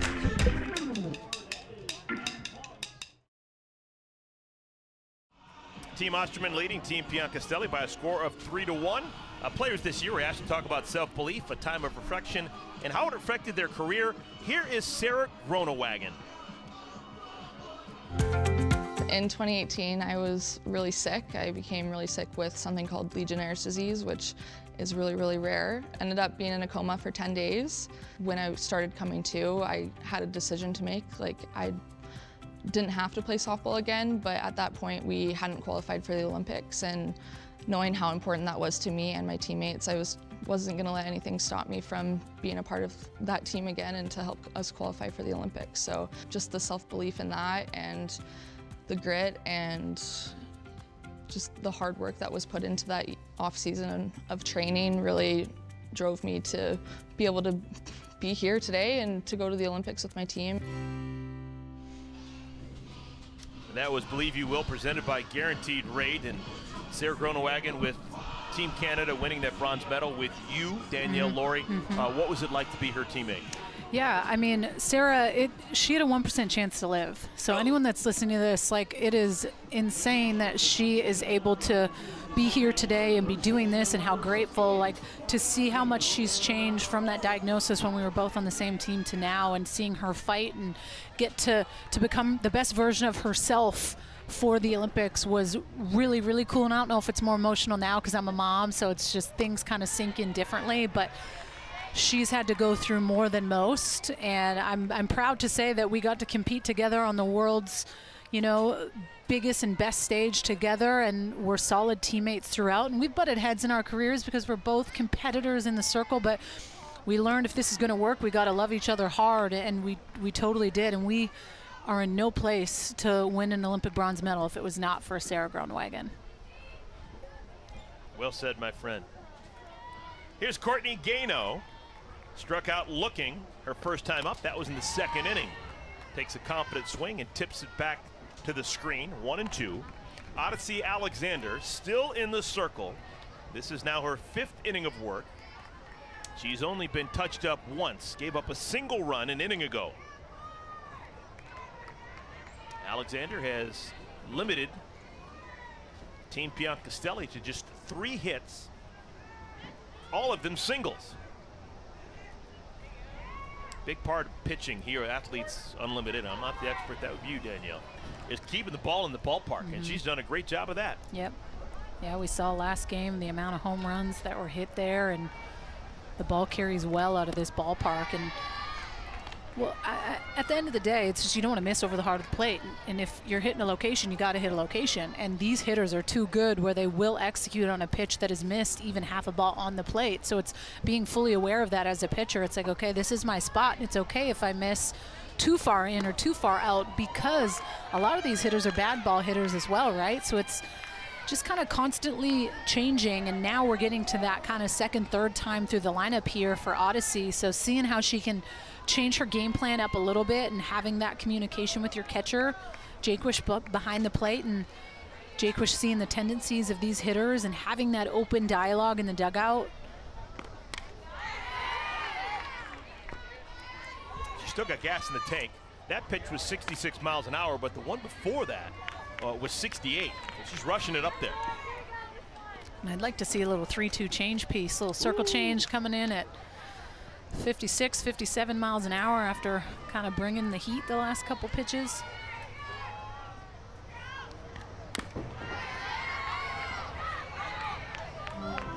Gano having a really good at-bat. Didn't look great her first at-bat, was definitely laid on the velo away. And Odyssey caught her frozen. And I like the adjustments in that bat too, seeing a lot of pitches, fouling off a lot of pitches. 8th pitch of this at bat. Inside, all right. Gano earning her keep. That was an at bat and a half. A professional at bat for Gano. And the leadoff batter is aboard for Team Piancastelli. They're down a pair here in this 5th inning. That is just the second walk allowed by Alexander. And uh-oh, look who is getting loose in that pen for Team Osterman. The captain herself, Kat Osterman, getting loose. Well, and you got to see her in this game, right? And Alexander's throwing great, but I just think the importance of kind of getting your feet wet a little bit, just feeling this environment. Like, this is the first time in Athletes Unlimited that we've been able to have fans in the stands, and it is a different adrenaline. It is so much fun, and I just think you're going to see Kat in this game regardless, especially with it just being 2 runs. And Kat, will she call her own number? She is leaving the bullpen. And time is called. There's going to be a meeting in the circle. Remember, these games, these teams, everything about it are run by the players. And so Kat has to go and tell herself to warm up, tell herself to come into the game. She needs to call timeout to make sure that she's available to come in. And listen to this. The fans here understand what's happening. Kat Osterman, the great Kat Osterman, will come in and try and save the day for Team Osterman. And that has to feel so cool, right? Like being the captain of the team, getting to make those decisions. And on top of that, like just hearing the crowd, knowing that everyone is just cheering for you. I mean, a lot of these young women in the stands have been watching Kat for decades. I mean, she has done so much in the sport. She is the face of this sport. Now, it's not just going to be Kat coming on, it's going to be a whole new battery as well. Or is Jaquish staying in? Yep, nope. Deja Mulipola is the new catcher, so she has been warming up with Kat, and so she will come in tandem. As you look at the numbers from last year for Kat, those 95 strikeouts, by far and away more than anyone else with Athletes Unlimited. 6 times she went the distance.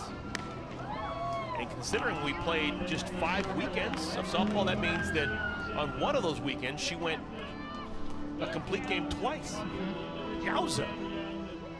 Yeah, whoever said the old ones can't do it, they're lying. I'm not going to make a big deal out of it, but her age is on the back of her uniform.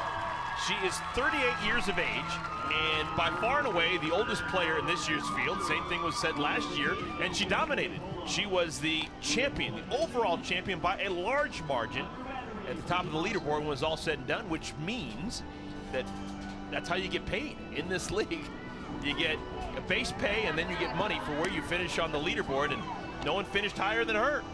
That's something to be proud of. I'd love to be the oldest in this league and beating all the rookies, beating the seasoned players. So I just attest that you can still play this game. It does not matter the age. It just matters your dedication to your training and putting forth that effort to put yourself in the best position to be successful on the field. And she has 100% done that. 3-time Olympian, 2 silver medals and a gold. She's done a lot in this game. Fans want to get even closer to the game and join the Unlimited Club for free by downloading the Athletes Unlimited app. You'll receive all the latest news and updates in the palm of your hand, stream digital games, unlock special access, and more. Looking for even more? You can upgrade your membership for a whole year of behind-the-scenes access to all Athletes Unlimited seasons, joins the players in voting for game MVPs and our end-of-the-season awards. Go to AU Pro Sports to learn more. First pitch for Kat is bunted foul by Janie Reed. These two know each other well. They were both Olympians in Tokyo a month ago. Sometimes it's nice to have those familiar faces on your team as well. Obviously, McClinney in center field played with her, and Kelsey Stewart at third base. Just kind of gives you that just little sense of calm, like, okay, like that's my person that I connect with, kind of lock eyes, pressure, no pressure. You just need to have that person on the field that you can rely on a little bit. And I know Kelsey Stewart is definitely someone that Kat really appreciates in that role.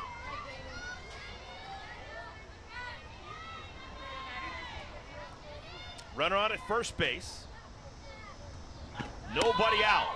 2-run game here in the 5th inning.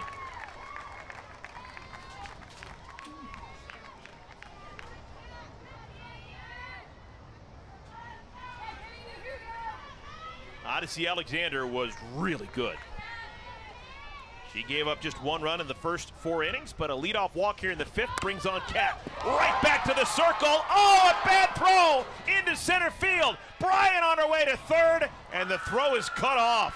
Oh, Kat's upset with herself.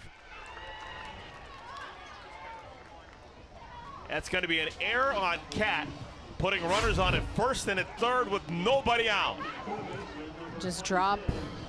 Had a lot of time and just was not able to come up with that throw, especially with the runner coming at Williams. You want to be able to throw it a little bit more towards shortstop than to where that runner is going, and kind of gets herself in a little bit of a pickle.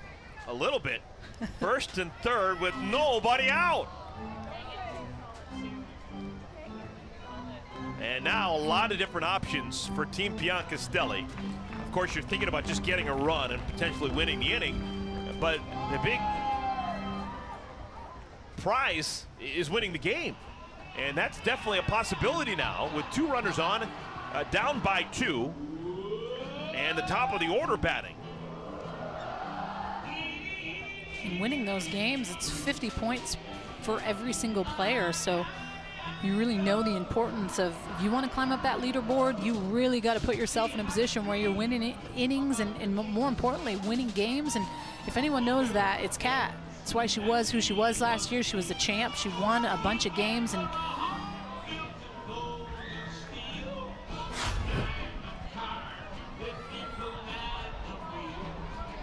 you see Sierra Bryant just slides a little bit before the base, but she gets there.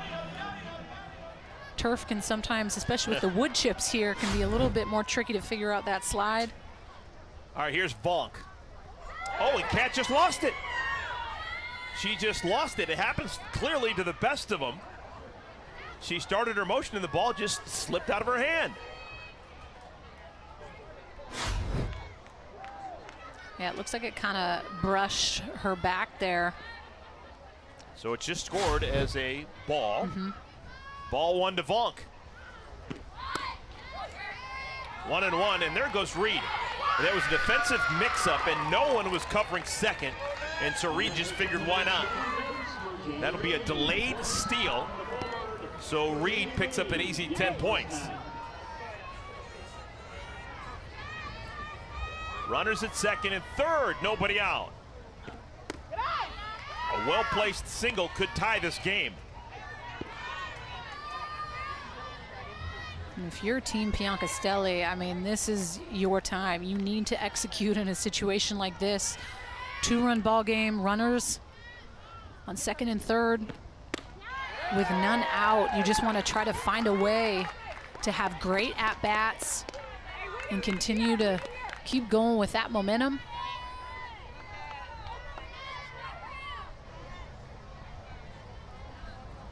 Two. 3-2. Remember, the first pitch she threw to Vonk, she just dropped. So she spotted her a ball. There is a base open.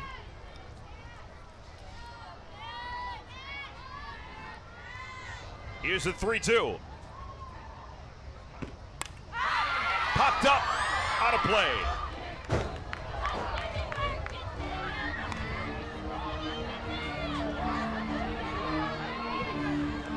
Well, since the beginning of time, no one has struck out more batters than Cat Osterman. As a college player and now a pro for over a decade internationally, if anyone can get out of this jam with the strikeout, it's Cat.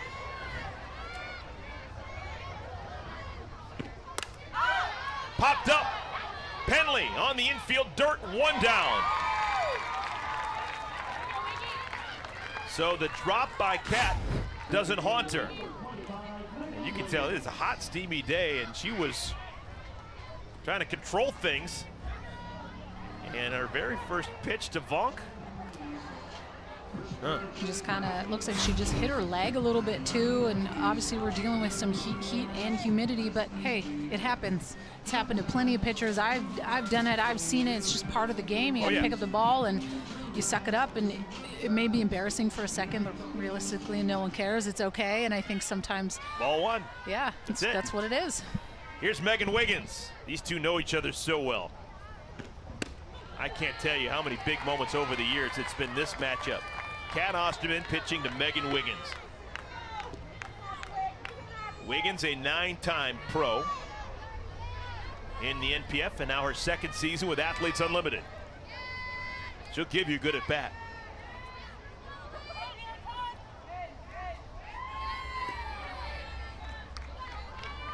I'll tell you what, Megan Wiggins, this is making her season. This is what she lives for.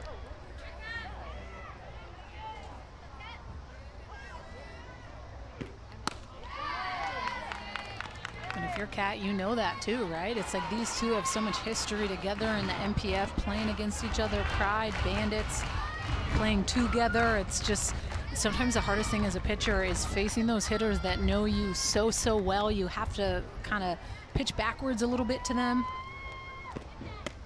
Oh, didn't mean to. Oh, they say she didn't swing. 2-1. Wiggins may have caught a break.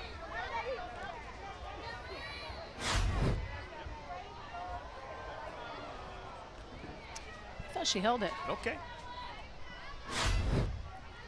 2-1.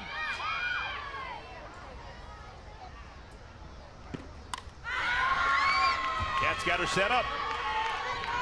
2 balls and 2 strikes. If you're Cat, do you even worry? You don't have your normal catcher, Gwen Svekis.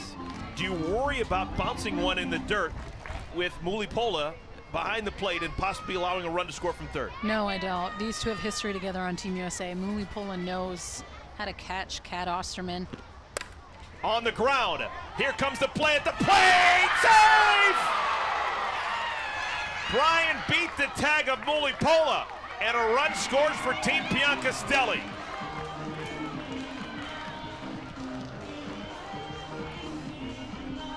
That was a gutsy play by Sammy Williams.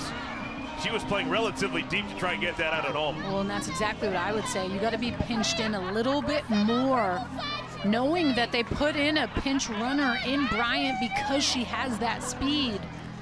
And the dugout is jacked. They're fired up, as they should be. It is a 1-run ball game with perhaps the best player in this league in the circle, Cat Osterman, and fun in a way to continue to keep scraping some runs and having momentum on their side. It's just one of those plays that's tough if you're a defender and you know you're getting that ball, like you want that ball, but if my first instinct is to go home, like I have to be pulled in a little bit more knowing that there's speed on third base.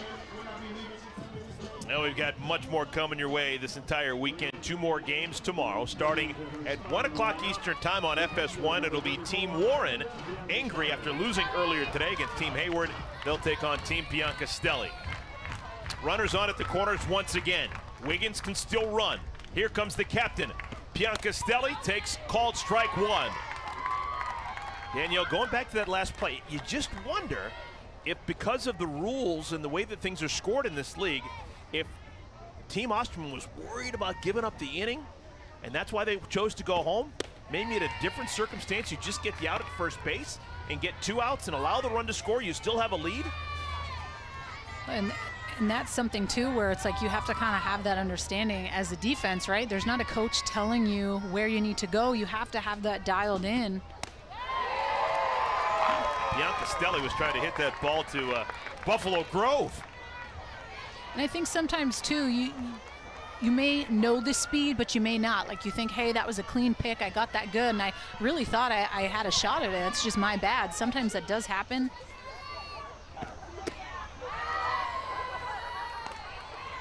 I gotta go upstairs again. Looking at that big old hack and the rotation that Kat gets on that rise ball. Kind of going up in the zone, sets something down. Popped up. Will it be deep enough? Probably not. Penley makes the play. 2 down.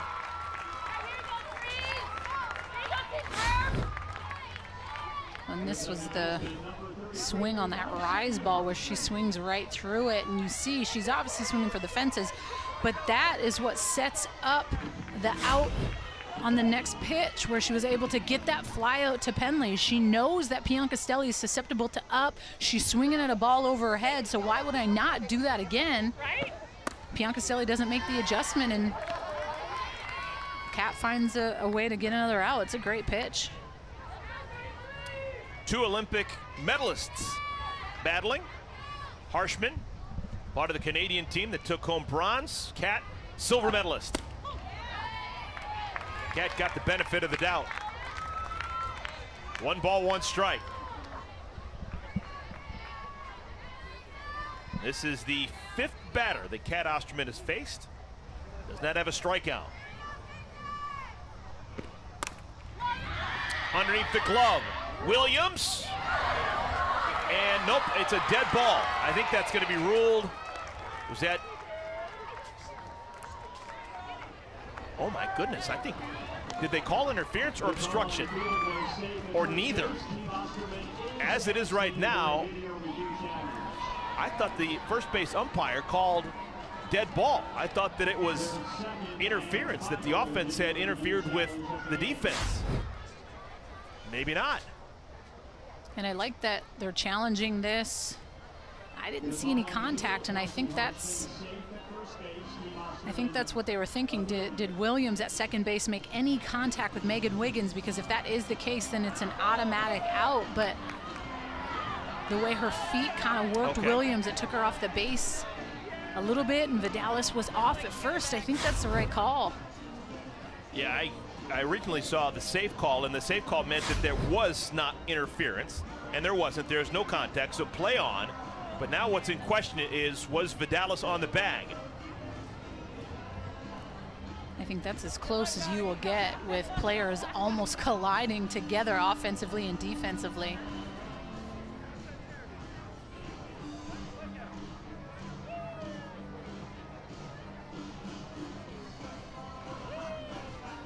All right, she may be off the bag there, but does she get back on it?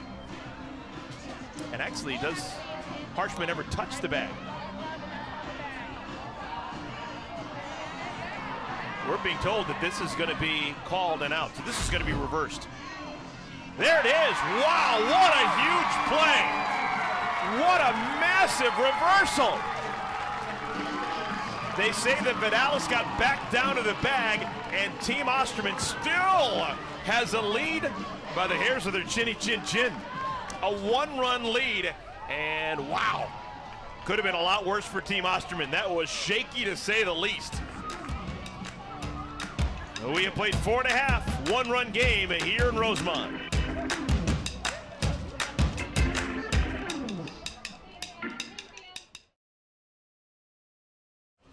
What a kooky half inning.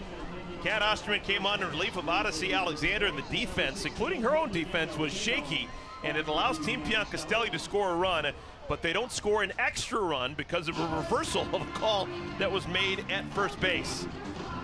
Kat Osterman making the decision herself to challenge the play at first, and the play was reversed, saying that Tori Vidalis did have a foot on the bag, and the side is retired. And I love it. I love that she did that challenge and kind of get that first initial reaction, and she's just fired up. This is opening day for a woman who's been playing professionally, you know, for a decade and a half, and she's still so into it. I love it. Everyone should be into it as much as Kat Osterman. Some housekeeping. Because of the error that was committed by Kat in that inning, the run that was scored is unearned. So Odyssey Alexander, for now out of the game, she goes 4 innings and only gives up 1 earned run. So a really good job in her Athletes Unlimited debut for Odyssey Alexander. Second inning of work for Carrie Eberly. She's facing Haley McClenny. McClenny playing pepper with the second baseman. She's bounced to Kelly Harshman twice.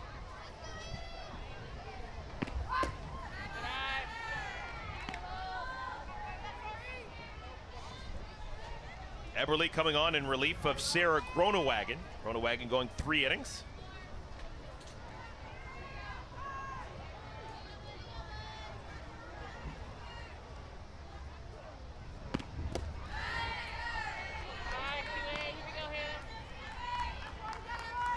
Cool thing about Eberly, great student. She graduated in 3 years from Virginia Tech and decided that she wanted to have a little bit of a different experience for her final go-around. Transferred to Oklahoma State. She has the distinction of being the pitcher of the year in the ACC when she played at Virginia Tech. And this past spring, she was the pitcher of the year in the Big 12. She got a degree from Virginia Tech in biology and already has her master's in forensic science from Oklahoma State.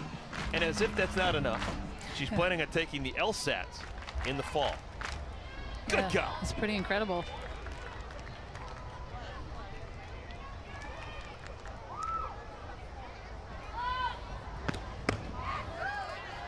Three and 2.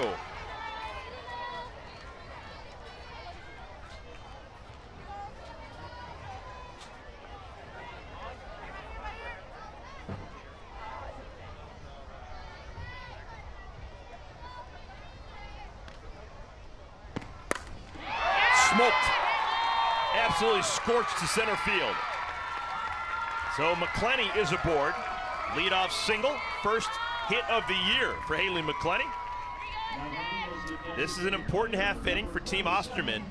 Not only does Team Piancastelli have momentum, they also have a chance to win this inning should Team Osterman not score.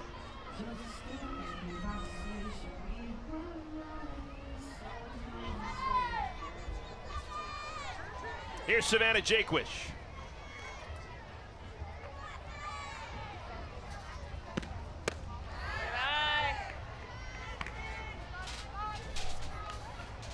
What was the thing that stood out about Savannah Jaquish from what you saw last year and what she did with Athletes Unlimited?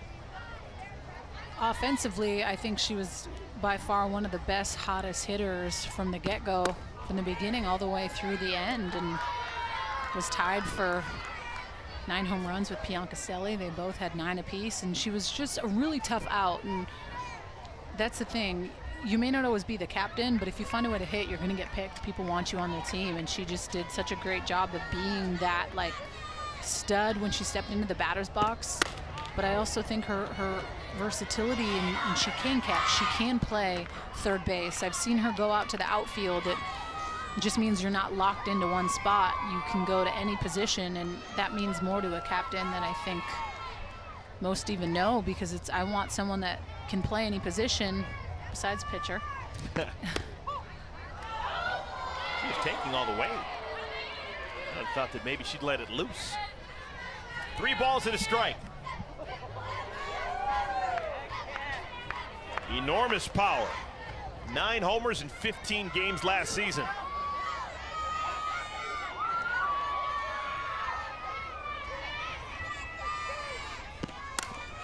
Could be 2. To second for 1 on the first double play. Oh, wonderful defense. Clifton to Harshman to Gano. 2 down. This is just so pretty. Clifton with a quick little snap throw to Harshman, and she just, I like it. KJ, well, I call her KJ, excuse me, Kelsey Harshman helping her up. Eberly gloves it, flips to first, and Vidalis is retired for the first time today. So it's kind of a weird way, but it was a 1-2-3 inning for Carrie Eberly. All right, we'll step aside. When we come back, folks, the game will continue on FS2. FS2 when we come back with more Athletes Unlimited softball from Rosemont.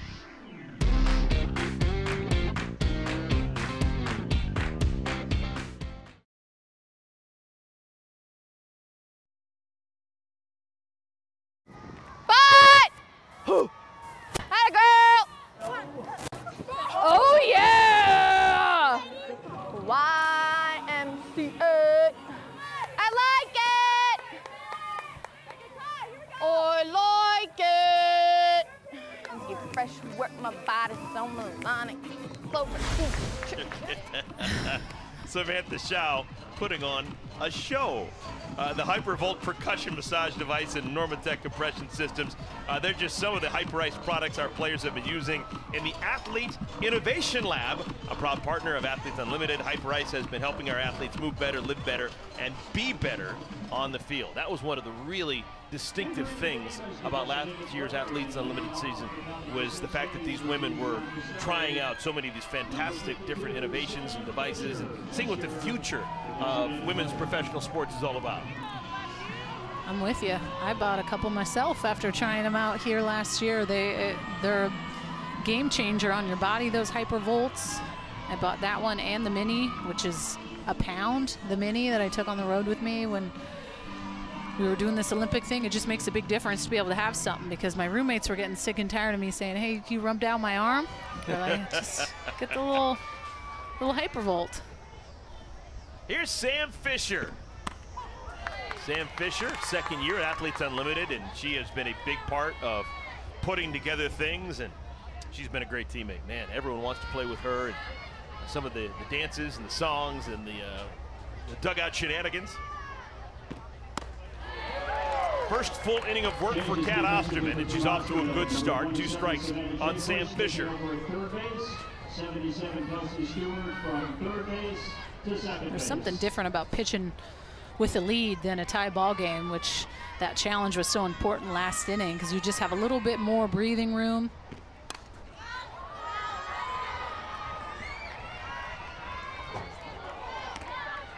Yeah, last inning when Kat Osterman came in, things were shaky. She inherited a runner on at first base and immediately made an error on a ball hit right back to her.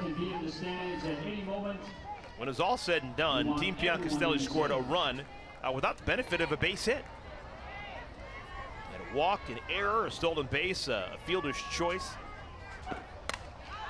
Almost a misplay, but a reversal of a play at first base registered the third and final out of the inning. Shaky, but only 1 run scored for Team Piancastelli, and Team Osterman still leads by a run.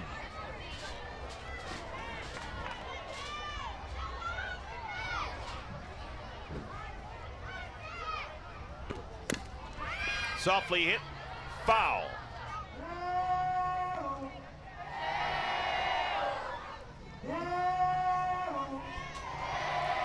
Sam Fisher from Loyola Marymount.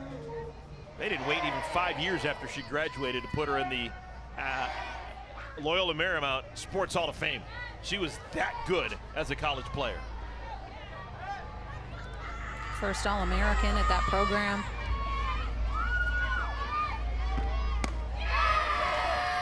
Good lights on that. That's a tough pitch. You saw her big swing a couple pitches earlier on that ball up in the zone. That's a great hold at 0-2.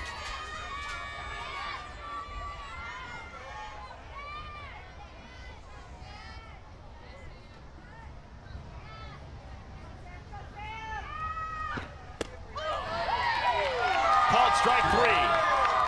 That is the first strikeout for Kat Osterman. The shortstop, number 20, Kaylee Clifton.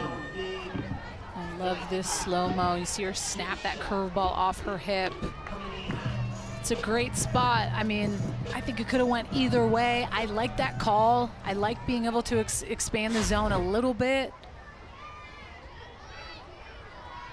But that's a pitcher up here in the booth, so I'm clearly always cheering for the pitchers with being able to kind of make that strike zone a little bit bigger because the hitting has evolved and has gotten so much better, I think you deserve a little Baker strike zone. Here's Kaylee Clifton.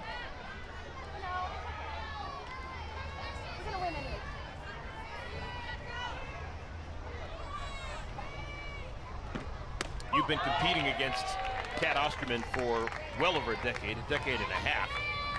How has she changed over the years, or has she changed over the years as a pitcher? I mean, I think you still always have your old ways and your competitor and stuff, but you're just a little bit more mindful with your body and where you're at and what pitches are working. And I think she's the same old Kat. I mean, you're not going to get many pitchers out there that can spin the ball like she can. It just realistically comes down to, like, how much can she pitch based on her age. You can't throw every game like we've used to seeing her throw back in the day. So it's just making sure you're picking and choosing when to use her or use herself.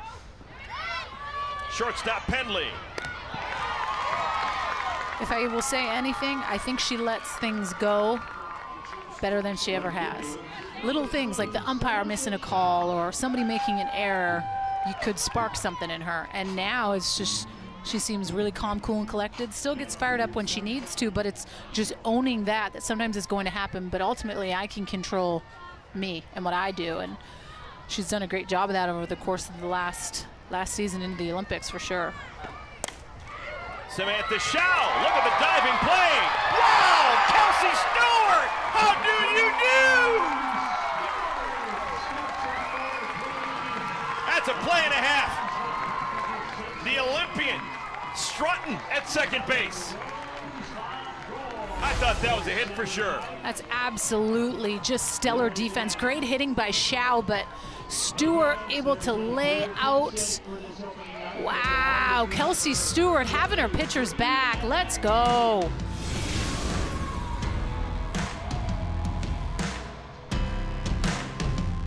That was unbelievable. I left my mother, I left my father.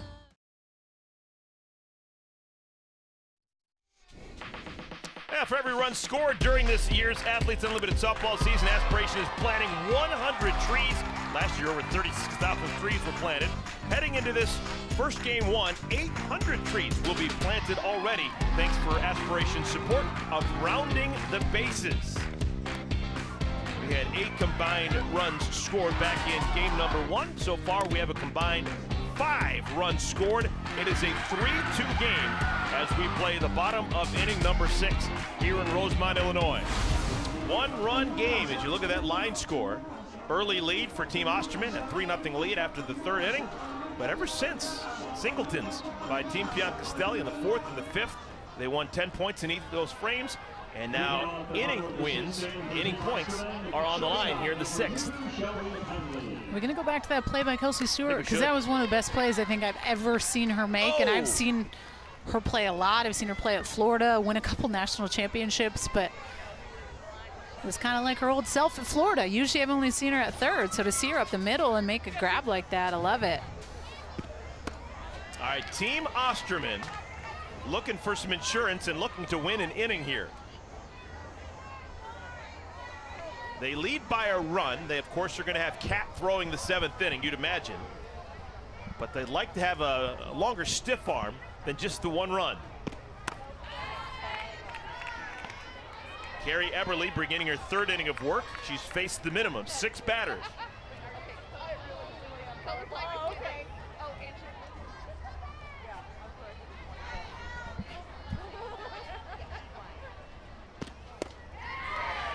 Two balls and 2 strikes to Pendley.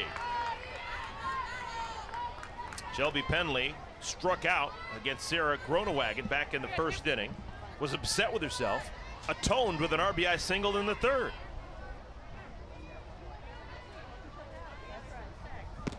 Wow. 3-2.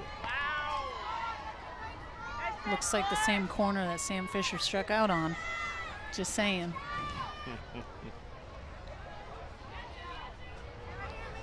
Kat Osterman has earned every benefit of the doubt. Down the left field line, caught. Janie Reed read it beautifully. Athletes Unlimited Softball on FS1 is sponsored by Guaranteed Rate. The catcher, number 15, Ninja Olivola. Second season of Athletes Unlimited Softball.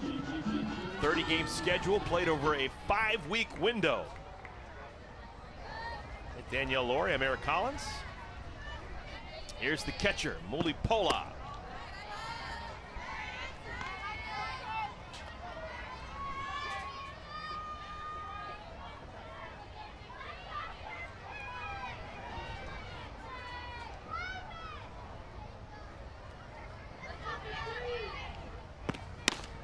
Looks like Eberle's got a bit of a hitch. Right before she's getting ready to deliver, there's almost like a little bit of extra motion. You not only were a great pitcher, Danielle, but a great hitter as well. Would that bother you as a hitter, the way that she kind of has that chicken wing before she delivers? I mean, it can if you let it. She just kind of stiff arms it a little bit in the way that she brings it back. And there's so many different ways, like Osterman with the swing back, and Eberle chooses to kind of T-Rex arm it a little bit. I don't think it's that challenging as a hitter. She is heavy down. She gets on top of her front side really well.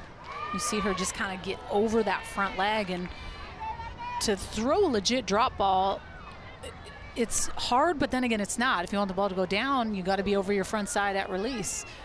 And that's something, you know, for pitchers that are watching that want to throw that drop, watch Kat Osterman, watch Eberle, and just see the difference in both of those amazing pitchers because they're uniquely different. They throw it different. Eberle gets up on top. Kat throws that true peel drop because her hands are so big she can palm a basketball. A softball looks like a baseball in Kat's hands, and Eberle really has to use her body to get over top. Seeing eye base hit for Muli Pola. So she saw everything that Eberle had to offer and has a one-out single. The right fielder, number 43, Michelle Moultrie. 1 for 3, and the ball game is Muli Pola. Next in line, Michelle Moultrie. Like Muli Pola, an Olympian. And oh, it looks like Moultrie's going to be pulled back into the dugout. We're going to have a pinch hitter. Lily Piper has grabbed the bat. Piper was super impressive last year.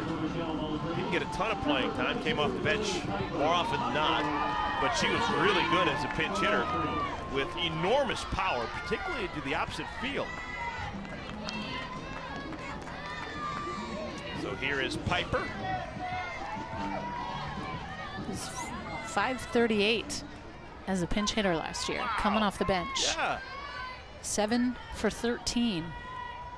That's an asset on the bench if I've seen one. In a situation where you need somebody, Lily Piper was so much fun to watch last year, and she's a heck of a teammate. She's so funny. She's always dancing. She's always pumping everyone up. And that's the thing, when you're in a league like this, you want people that like you can gain momentum off of, and she is definitely that person.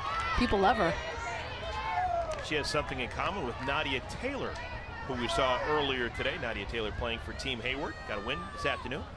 Both Nadia Taylor and Lily Piper both played Division I basketball back in the day. It's incredible. And Piper was playing Division I basketball and said, you know what? I want to concentrate on softball.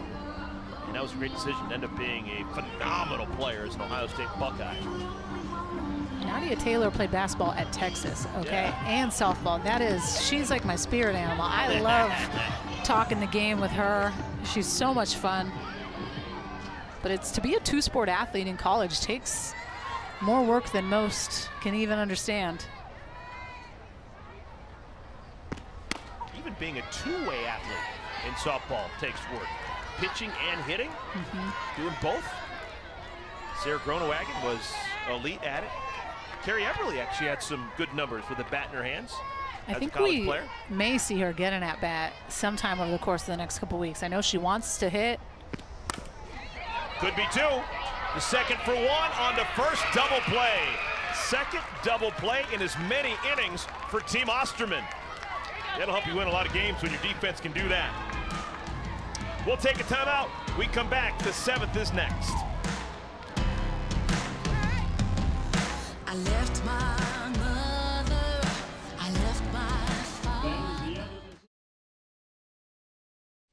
check out our Geico Defensive Play of the Game. One of the best players in the world, if not the best center fielder in the world, Haley McClenny. I mean, this is what she does. She was the Defensive Player of the Year last year, and she's making a run for it and already won game. Well, a good job by Carrie Eberle. She went 3 shutout innings, was helped by a couple of double plays behind her, and it is a 1-run game as we play the top of the 7th inning. Take a look at this play, Danielle. It's actually a nice play by the pitcher, Eberle, not to do anything. This is hard to kind of stab and pull your glove away, and having trust that Kelsey Harshman, is going to be in position. You see her kind of like, I don't know if she tried to pull it away, but I'm going with it. She didn't touch it with her glove, and it just put her in perfect position with where the defense was to get that double play. So Eberle faces the minimum in her Athletes Unlimited debut, faces 9, gives up 2 hits, but has 2 double plays turned behind her. And now the game is in the hands of Kat Osterman. A 1-run lead, needing 3 outs. Courtney Gano leads things off. Gano's got power. She can tie this game with 1 swing of the bat, no doubt about that. After Gano, Janie Reed, and then the top of the lineup, Britt Vonk. Quality pitch, outer half, 0-2. Kat came on in relief of Odyssey Alexander, who, if this score holds, would be the winning pitcher. Alexander was really good. Kat gave up a run in that 5th inning when she came on. It was an unearned run. And then got a 1-2-3 6th inning. She's only struck out 1.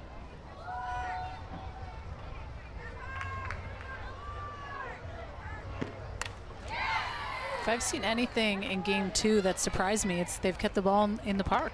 You think about game 1, you and I called together, the amount of home runs that were out of here.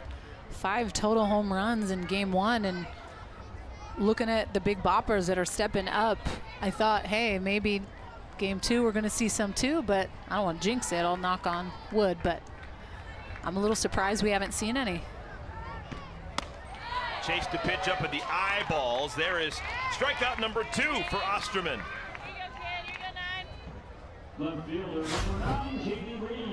This is just picture perfect. She climbs the ladder, hits a perfect spot, and you see the way she just gets her fingertips around it. And if you're watching this, you may go, why is she swinging at that? Well, it's because that pitch literally looks like it's down the heart of the plate. It is that rise, spin, rotation that looks so filthy, so perfect, yet it climbs the ladder. And so good, Kat, at being able to go up and down, relies on down, but can go up when she needs to.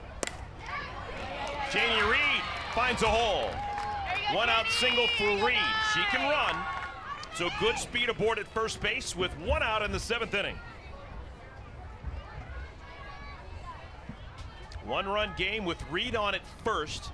All of a sudden, this adds a layer of intrigue. The captain for Team Piancastelli, Erica Piancastelli, goes out and has a word. Looks like she wants to go to her bench. So Britt Vonk, scheduled to bat, has been called back. A pitch hitter for Team Piancastelli, number 6, Riley Sarton-Vaughn. This is interesting. Pitch hitting Riley Vaughn. Sarton-Vaughn is the batter. Didn't play last year with Athletes Unlimited, so this is her AU debut. And it comes in a 1-run game with 1 out, a runner on at first, facing Kat Osterman. Woo! Talk about going up against it.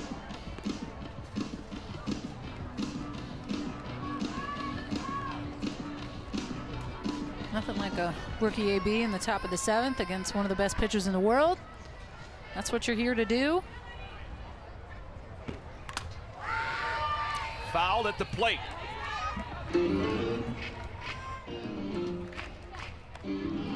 Do right-handed batters have a better chance against Kat Osterman than lefties?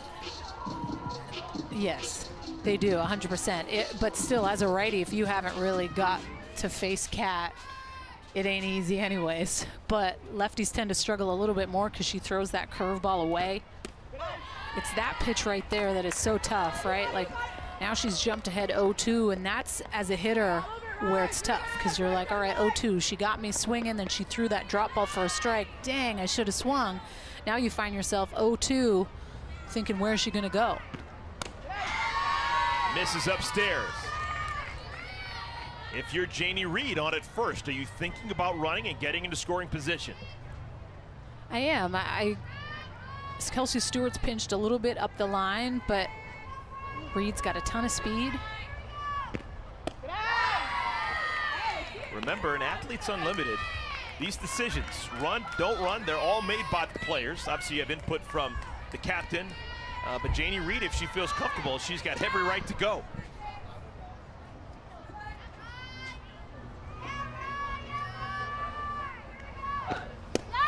Got it. Second strikeout of the inning for Kat Osterman. 2 down.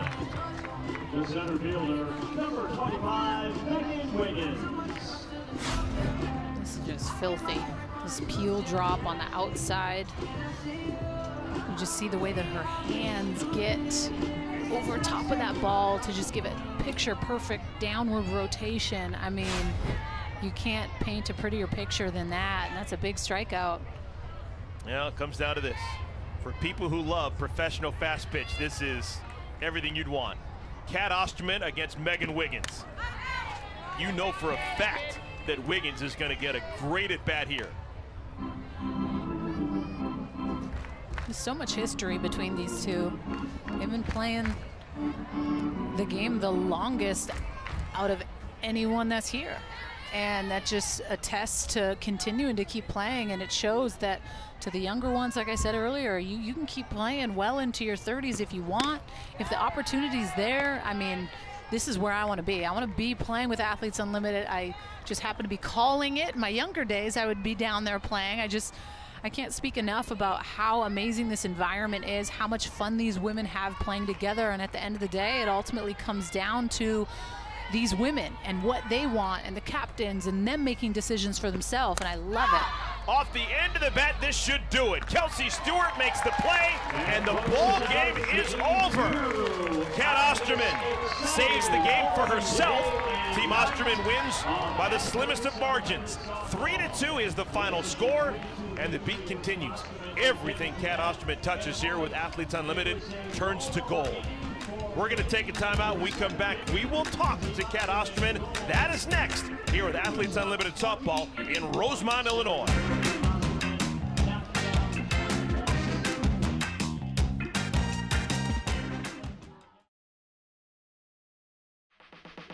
Welcome back, everyone. Let's take a look at the offensive moment of the game, brought to you by Black Club USA, and it happened way back in inning number 1.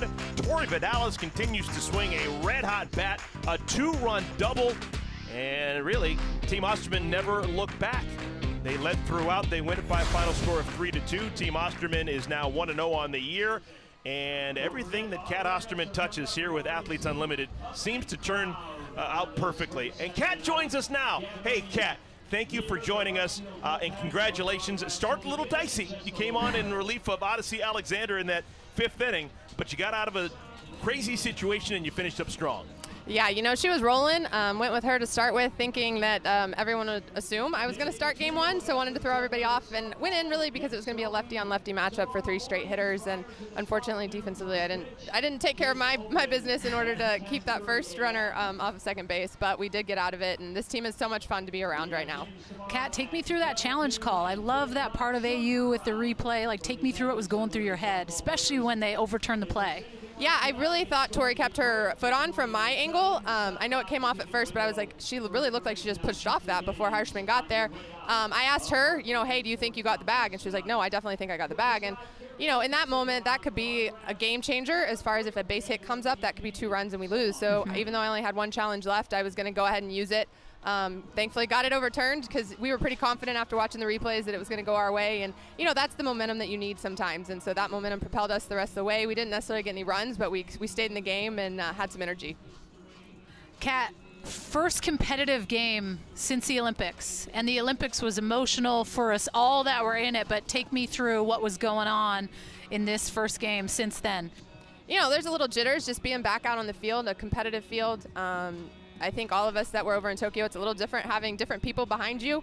But at the same time, this atmosphere is so fun and everyone's empowering each other so much that it's fun to get out there and just have different voices being able to feed to you. And, you know, I was excited to get out there. I wanted to make sure I got a few innings just to kind of get the jitters out. But it's been exciting, and, you know, competitive softball, I think we're all about it right now, and we're all really excited to be here. And guys like me, I get really excited when you have matchups like with a Megan Wiggins, who you've been playing against for, you know, over 10 years. Yeah. You had 2 exceedingly important at-bats in the 5th and in the 7th against Megan Wiggins. Is it easier or harder for you to play against someone who you've seen so much? Would you prefer to maybe pitch against someone who you don't know? You know, I definitely would prefer to pitch to a rookie who doesn't know what's coming at him. But Megan Wiggins is always fun. I'll relate her to Kelly Kretschman and the fact that she's seen me so many times that I think sometimes we're playing the guessing game. She's going to guess what I'm throwing, and I have to know if I'm being predictable that maybe I need to not be so predictable. So I think she also thinks every time I shake my head that I'm shaking off a drop in. So she's parked enough of those that she knows she doesn't get very many. Well, Kat, it's an absolute joy to watch you again, and this is going to be a very special month of September to get a chance to watch you go out in style. So thank you for your time. Thank you guys very much. The great Kat Osterman, her team winning yet another ball game by the slimmest of margins. 3-2 is your final score. Folks, we're just getting started. We're going to have another doubleheader coming your way tomorrow. It all starts at 1 o'clock Eastern time. That is Sunday afternoon on FS1. It'll be Team Warren taking on Team Piancastelli. For Danielle Laurie and our entire production crew, I'm Eric Collins saying so long, everybody. We'll be back with doubleheader on FS1 tomorrow, starting at 1 Eastern.